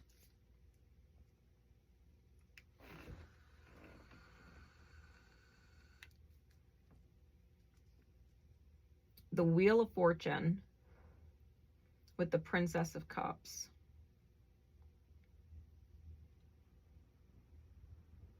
I think this is a really good time for you to visualize what it is that you really want. Happiness, unity, connection with other people, compassion, feeling truly connected, being at peace, like really focusing in on the visualization process of what it is you really want. Because even if you don't have it right now and you're being deprived with the 10 of Cups in the reverse, the light reveals it. The light card reveals it for you. Like, it might not be here now, but it will be here later. The light is a holy arcana in this deck. It says the light represents the formless, shapeless, unknowable, and undefinable source from which the entire tree of life emerges. It is beyond comprehension and serves as a reminder that no matter what we think we know nothing at all. When drawing the light in a reading, it speaks to the revealing and illuminating of something that is hidden. This is a total illumination, a lifting of the veil in order to vividly clarify something that was previously murky or confusing. Further, this is the creative light, and so describes that this illuminating power may encompass a new illuminating solution as well. This creative power is infinite and is a reminder that spirit is always with you. You know, Cap, was it your reading? I think it was your reading, the Saturn retrograde readings that I did. You had the Black Swan can't come out, and I said it was the crown. It was the crown. And this deck, the World card, which the world is Saturn, it's your planet. It literally says the crown along the bottom. Completion and embodiment of joy with the 6 of Cups. You are completing some major past life lessons. Major.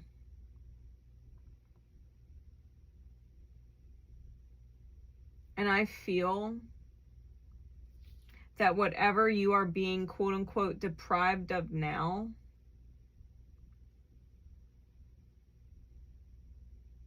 you are not going to stay deprived. You really do need to go back and listen to that Saturn retrograde reading for Capricorn. Because we were talking about the crown and it opened up so much, right? The pearl came after, and that's the light, because we were talking about this reveal. We were talking about this pearl and how it was like your future self was giving your present self advice because it already knows how everything's going to unfold. Like, your future self is giving your present self foresight, but it's hindsight to your future self. It's such clarity. Like, don't you know how happy you're gonna be? Don't you know how proud of you you should be? Like, don't you know? Don't you know? Give yourself so much more credit. Give yourself so much more credit for how capable you are navigating all of this stuff. Navigating these waters. We even talked about that. We even talked about that in the Saturn retrograde reading. Navigating through means of water instead of going over land. And dealing with troll bridges and riddles and long ways. You're like, fuck this, I will navigate via water. And just like that, right? Just like that, you're where you needed to be. It is closer than you think, Cap. It is closer than you think. Crown yourself. You're in your high Emperor energy. And if you are in your high Emperor energy, that means the high feminine receiving is going to follow. Do not doubt, Cap. Do not doubt. You got some good energy. Some good energy. Whether you realize it or not. You might not feel it entirely right now, right? With that deprivation card. You might not feel it right now. But man.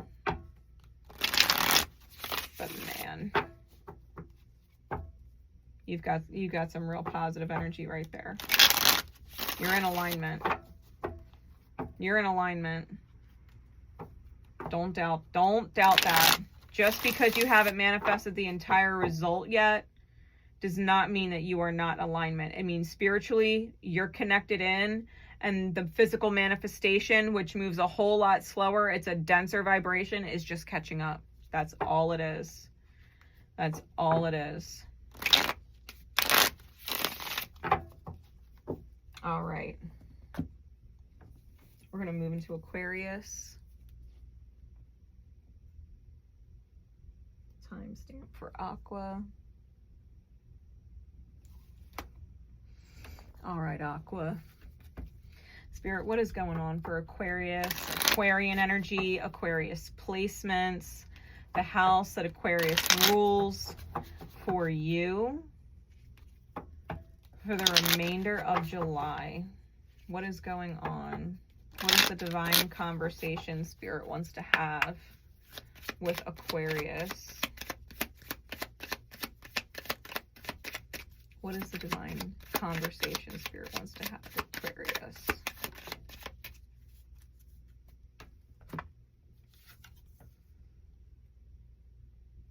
Remove the label, their title, the obligations those labels and titles bring.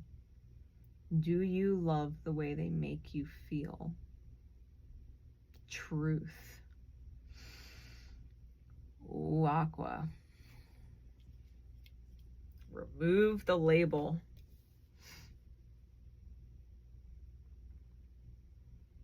Their title. It doesn't matter who they are. They could be your mother, but it doesn't matter what label they have. You take the mother label away. Are they a royal cunt that you can't stand being around? Are they your brother or sister? Are they your best friend of 25 fucking years?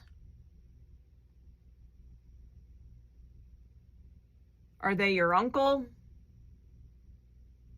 Are they your son or your daughter? Your husband, your wife, your fiance, boyfriend, girlfriend, whatever. Take the label off. Take the label off. Do you like the way they make you feel? I love this card. I do. Because I've had this conversation with myself over the years so many times. Oh, they're my twin flame. Take the label off. Take the label off. If they're just a person in your life, they're just a soul in a meat suit. There's no label. Do you like the way that you feel around them? Do you like the way that you feel when their name gets brought up?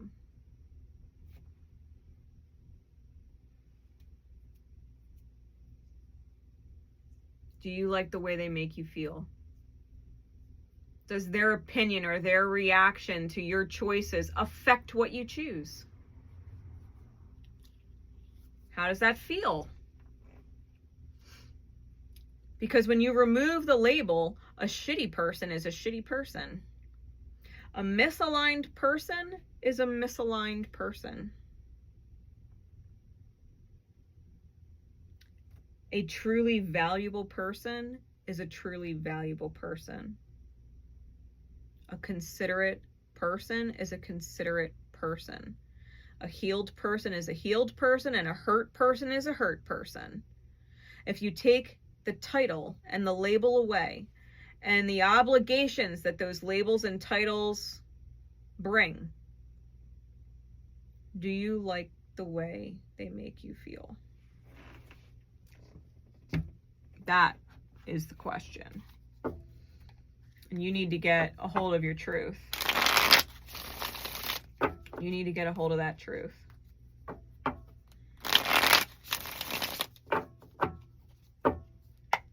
What insight for Aqua, please, for the rest of July?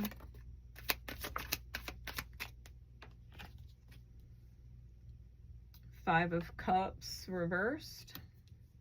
The Light.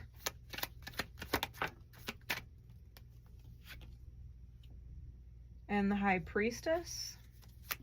Clarities, please. Seven of Pentacles reversed.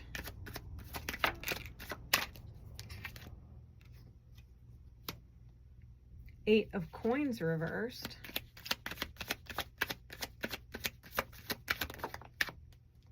And the Tower.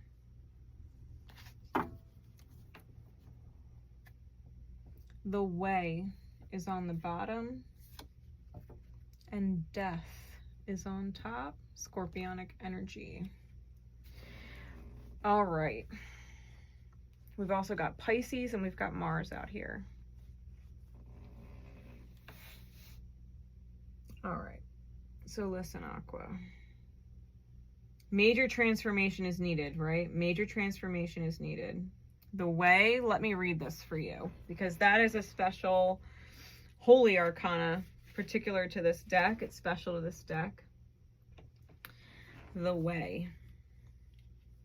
It says, the way can truly only be understood when experienced in relationship. No matter how we attempt to indicate a concept, what we are indicating cannot possibly encompass the true spirit of said concept. On the Tree of Life, this card connects with 𝐽𝐴𝐴, the eternal vacuum of spirit. 𝐽𝐴𝐴 is the nothingness from which the concept of infinity emerges, describing that all things originate from and dissolve back into nothingness. This may seem like a blessing and a curse, but it is simply the way we came to be and the way we are going. In Hebrew, this is often called 𝐴𝐴𝐴𝐴, the essence. The appearance of the way in a reading has one meaning that can be interpreted in various ways. The highest principle is that it is a card of complete trust and faith in that which is beyond our ability to comprehend. In this, we have to surrender to the flow that moves through us. We know the way. The upright key on the card suggests the act of prayer is the purest method to tap into the natural flow and open a channel with the divine. Through prayer, a space of silence is created, so the subtlest of notions from spirit may come through. This card requires a deep level of trust and is indicated no matter what, and that you are one with spirit and are going to get wherever it is you need to go.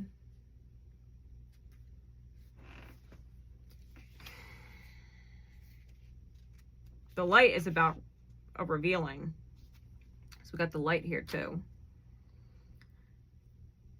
The light represents the formless, shapeless, unknowable, and undefinable source from which the entire Tree of Life emerges. It is beyond comprehension and serves as a reminder that no matter what we think we know nothing at all. When drawing the light in a reading, it speaks to the revealing and illuminating of something that is hidden. It's a total illumination, a lifting of the veil in order to vividly clarify something that was previously murky or confusing. I think Sag had both the same cards. So if you have strong or significant Sagittarius placements in your chart, even if they're not your big three, like, you should probably watch it.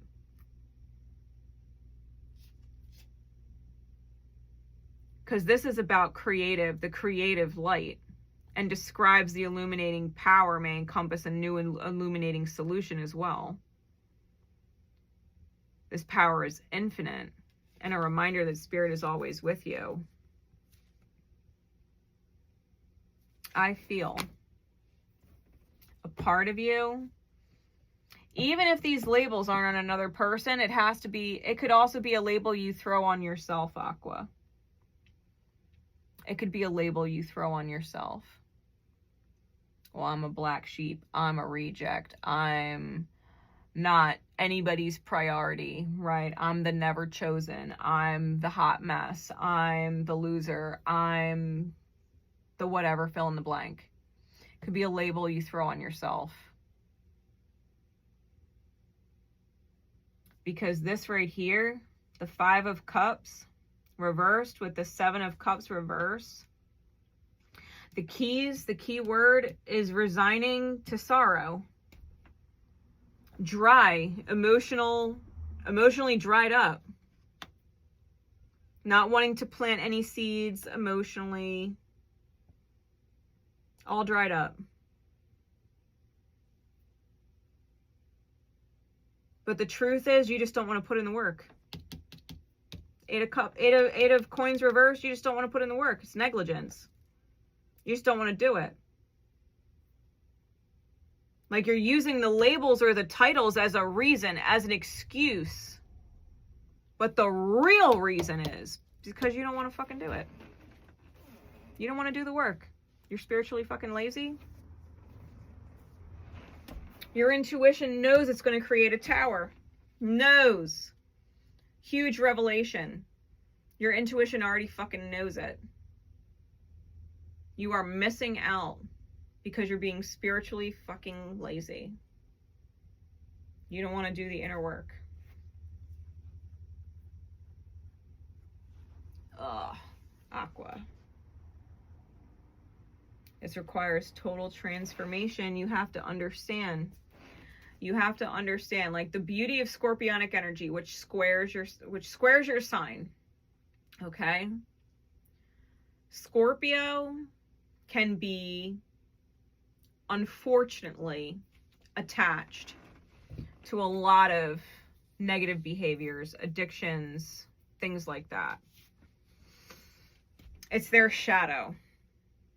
It's their shadow. That's how they decided to cope with the bullshit of life. They keep their emotions secret and will drink it away, smoke it away, snort it away, pop it a pill away. Like, they will figure out a way to gamble it away. They will find an addiction. Porn, you name it, doesn't matter. They will find an addiction instead of transmuting the energy and facing themselves when they're in shadow. You are of as above and so below. You are the parallel ripples, right? Your sign being the parallel waves. As above, so below. There's a higher energy and a lower energy. You are aware of the fact that there are both high vibe and low vibe. There is a light and a shadow to everything. You know it. You are using labels and titles and obligations as an excuse to not do the work, to submit and resign yourself to sorrow. You could have a straight up addiction to feeling bad for yourself. Like, bust out the violin, right? Bust out the violin, feel bad for yourself. You know, we were going over Aquarius's Saturn retrograde reading, and we were talking about how Aqua was finally getting set free from a relationship dynamic, some kind of dynamic where they felt they couldn't leave because someone else needed them to heal.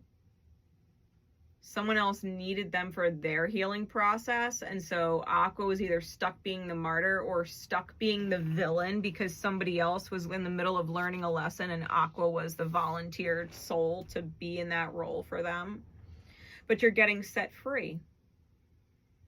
So to not do it now, it's not because you're committed elsewhere. The truth is you just don't want to, which is all well and good. You're allowed to not want to, but don't fucking lie to yourself and tell yourself it's because this label, that label, this obligation I have, that obligation I have. Don't use that as the reason. It's not the reason. It's not the reason. It could be anything. The label could be anything. Well, I'm Irish.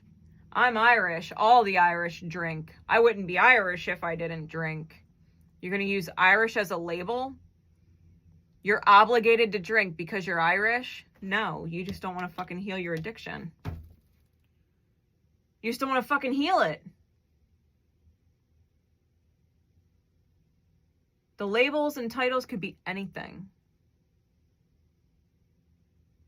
Don't make fucking excuses for why you are not in your highest vibration. You are gonna manifest tower fucking moments. You will.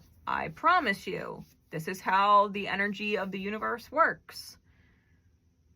As within and so without.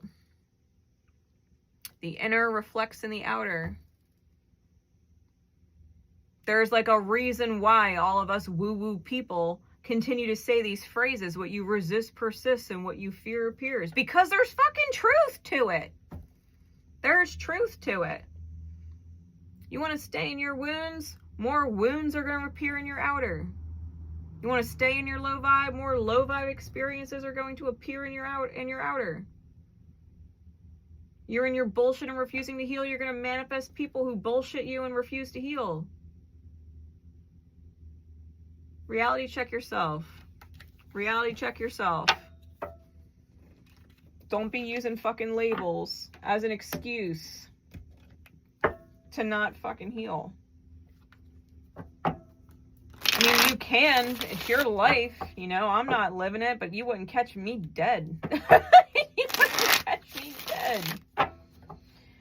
Using a label or an excuse. No, thank you.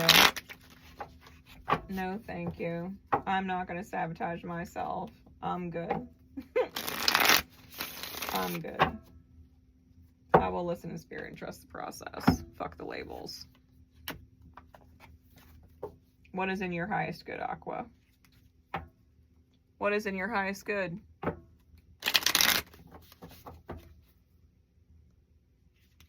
Loyalty to the label? Loyalty to the title or the obligations? Is that in your highest good?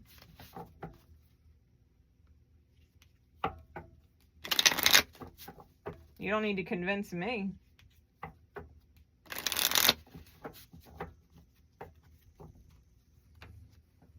If you're trying to convince yourself, there's your answer. If it's in alignment, you don't need to convince yourself of shit. All right, we're going to get into Pisces.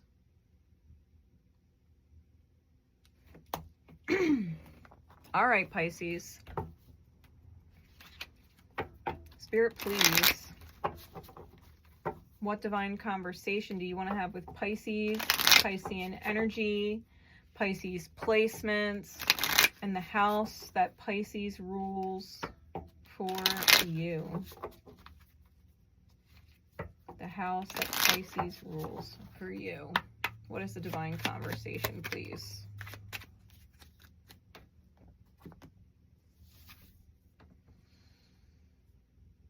If I had it my way, you'd be happy and fulfilled and satisfied. Why do you insist on suffering? Perception. Perception. If spirit had it spirit's way, you'd be happy and fulfilled and satisfied. So why do you insist on suffering? Now, I will say that doing the Saturn retrograde readings, I do feel like you address this by the time Saturn retrograde is over.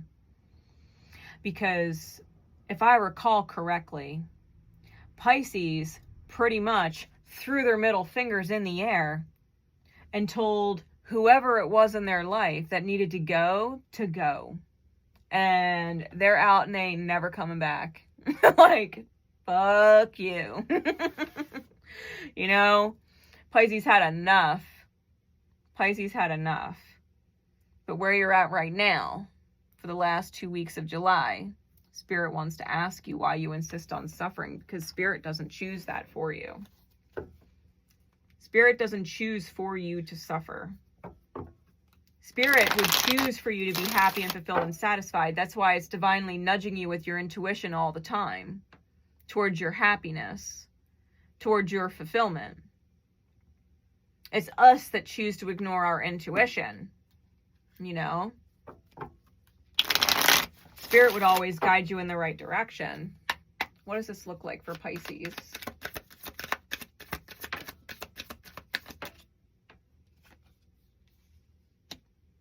Ten of Discs, the Hierophant,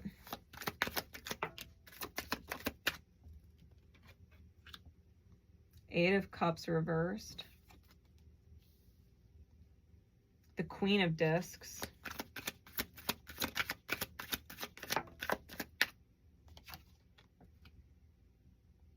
The Six of Cups.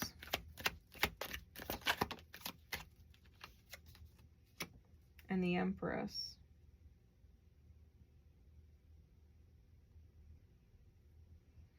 Pisces.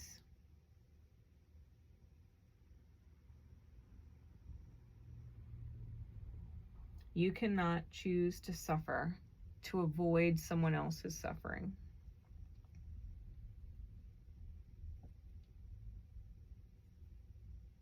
I bet your ass right now, why do you insist on suffering? You choose to suffer because you would rather suffer than other people suffer. You know that if you actually stood in your light and popped into that Aryan energy that precedes you, that you would become the villain. That they would hate you for abandoning them. And you would be a horrible person. Quote unquote, you would be a horrible person. How could you? How could you? So you're like, it's okay, I'll suffer so that no one else has to. Got the Four of Swords on bottom. And the Nine of Wands on top. The thing is, you have suffered so profusely, you literally cannot take it anymore. The angel needs a break. Nine of Wands. You've suffered so much that you literally cannot take it anymore. It might even be affecting your health.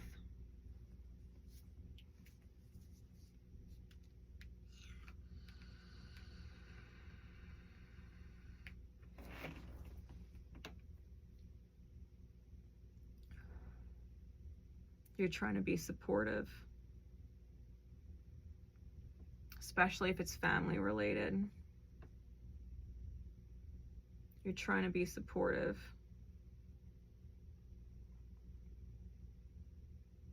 Especially if you're supporting a feminine energy. Regardless of gender, right? Just feminine energy.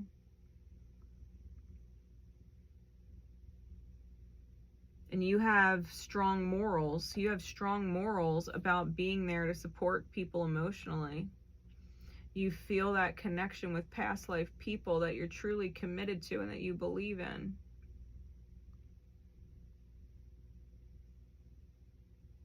But you can't move forward even if you're not happy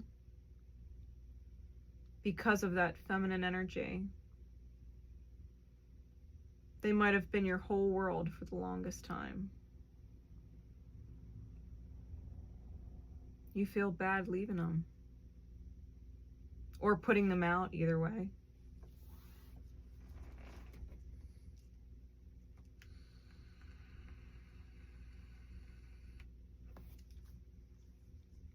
You could be working hard, making money, like I said, building your legacy, supporting family. Like you've got sacred soulmates that you care about deeply, deeply in soul. And you would do anything to support them, even if that means suffering. However, Spirit doesn't want you to suffer. And if you're suffering, it's because you're not learning. And if you're not learning, neither are they. And that's the mirror.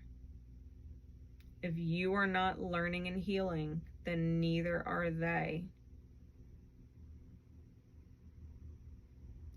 Do you really want to teach people to suffer for those you love?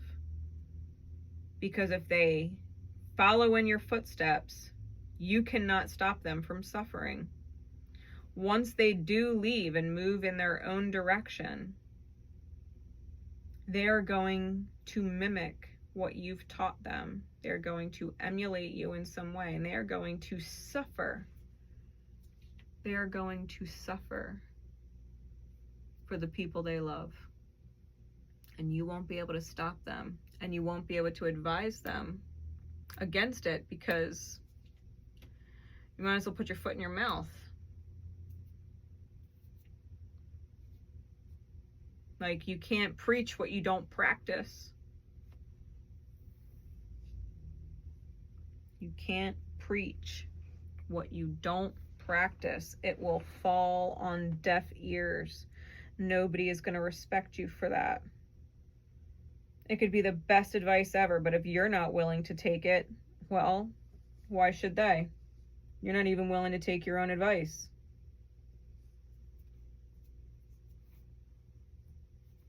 It's not about preventing them from suffering. Suffering cannot truly be prevented if we need to learn. It can't.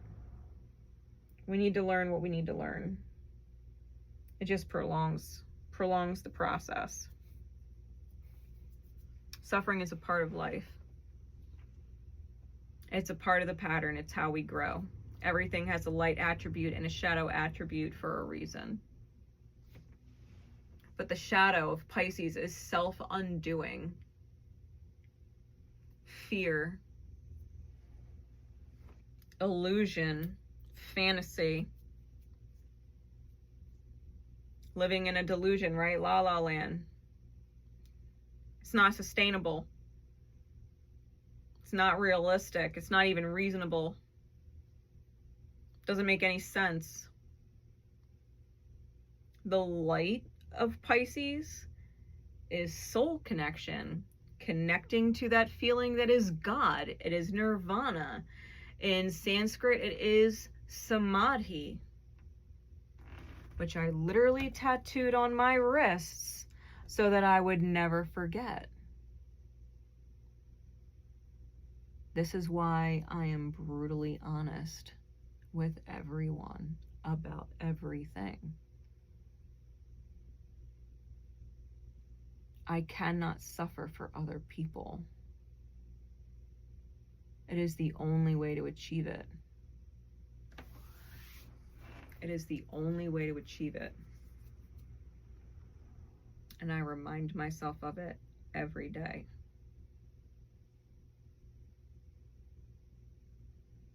At some point, you will have to step out of your insistence on suffering for other people, because you will realize the easy way, which is listening to what the fuck I'm saying and letting it ring a bell, or the hard way. And you will watch all of the people you tried to prevent their suffering suffer profusely later. And you will continue to suffer because now there's nothing you could do about it. And all of your suffering was in vain. For nothing. For nothing. You didn't actually teach them a damn thing by taking on all this suffering for them. You didn't teach them a damn thing. They didn't improve as a person at all. They are not better off in this life, on their path, their mission, as a soul at all. So yeah, this is the beginning of the end of your Saturn retrograde read, where you have to reality check yourself hard and ask yourself, what the fuck are you doing? Because suffering for other people,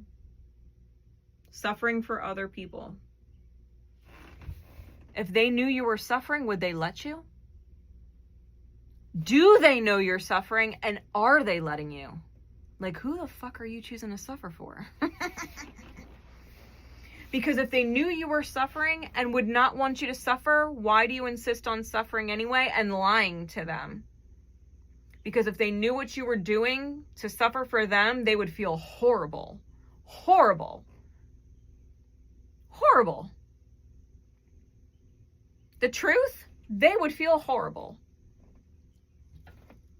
And if they know you're suffering, if they know it and they don't fucking care and they're like, well, fine, let Pisces suffer, fuck them if they would let you suffer. Fuck them. What are you suffering for them for?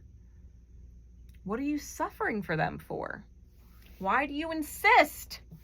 Either way, you should stop what you're doing. Either way. The people who love you don't want you to suffer, so stop. And the people who want you to suffer, who don't give a shit that you're suffering, you need to stop. Either way. I do not know how to drum that into your psyche any harder. Suffering for other people doesn't solve anything at all. Anything at all. Please believe. Please believe that. Your life and everybody else's life will radically just start shifting the minute you clock in. The minute you clock in on that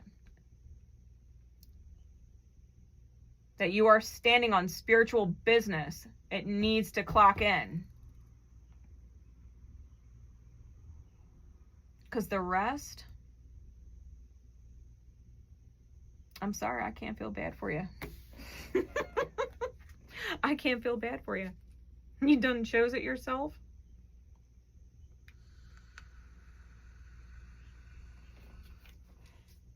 You done chose it for yourself.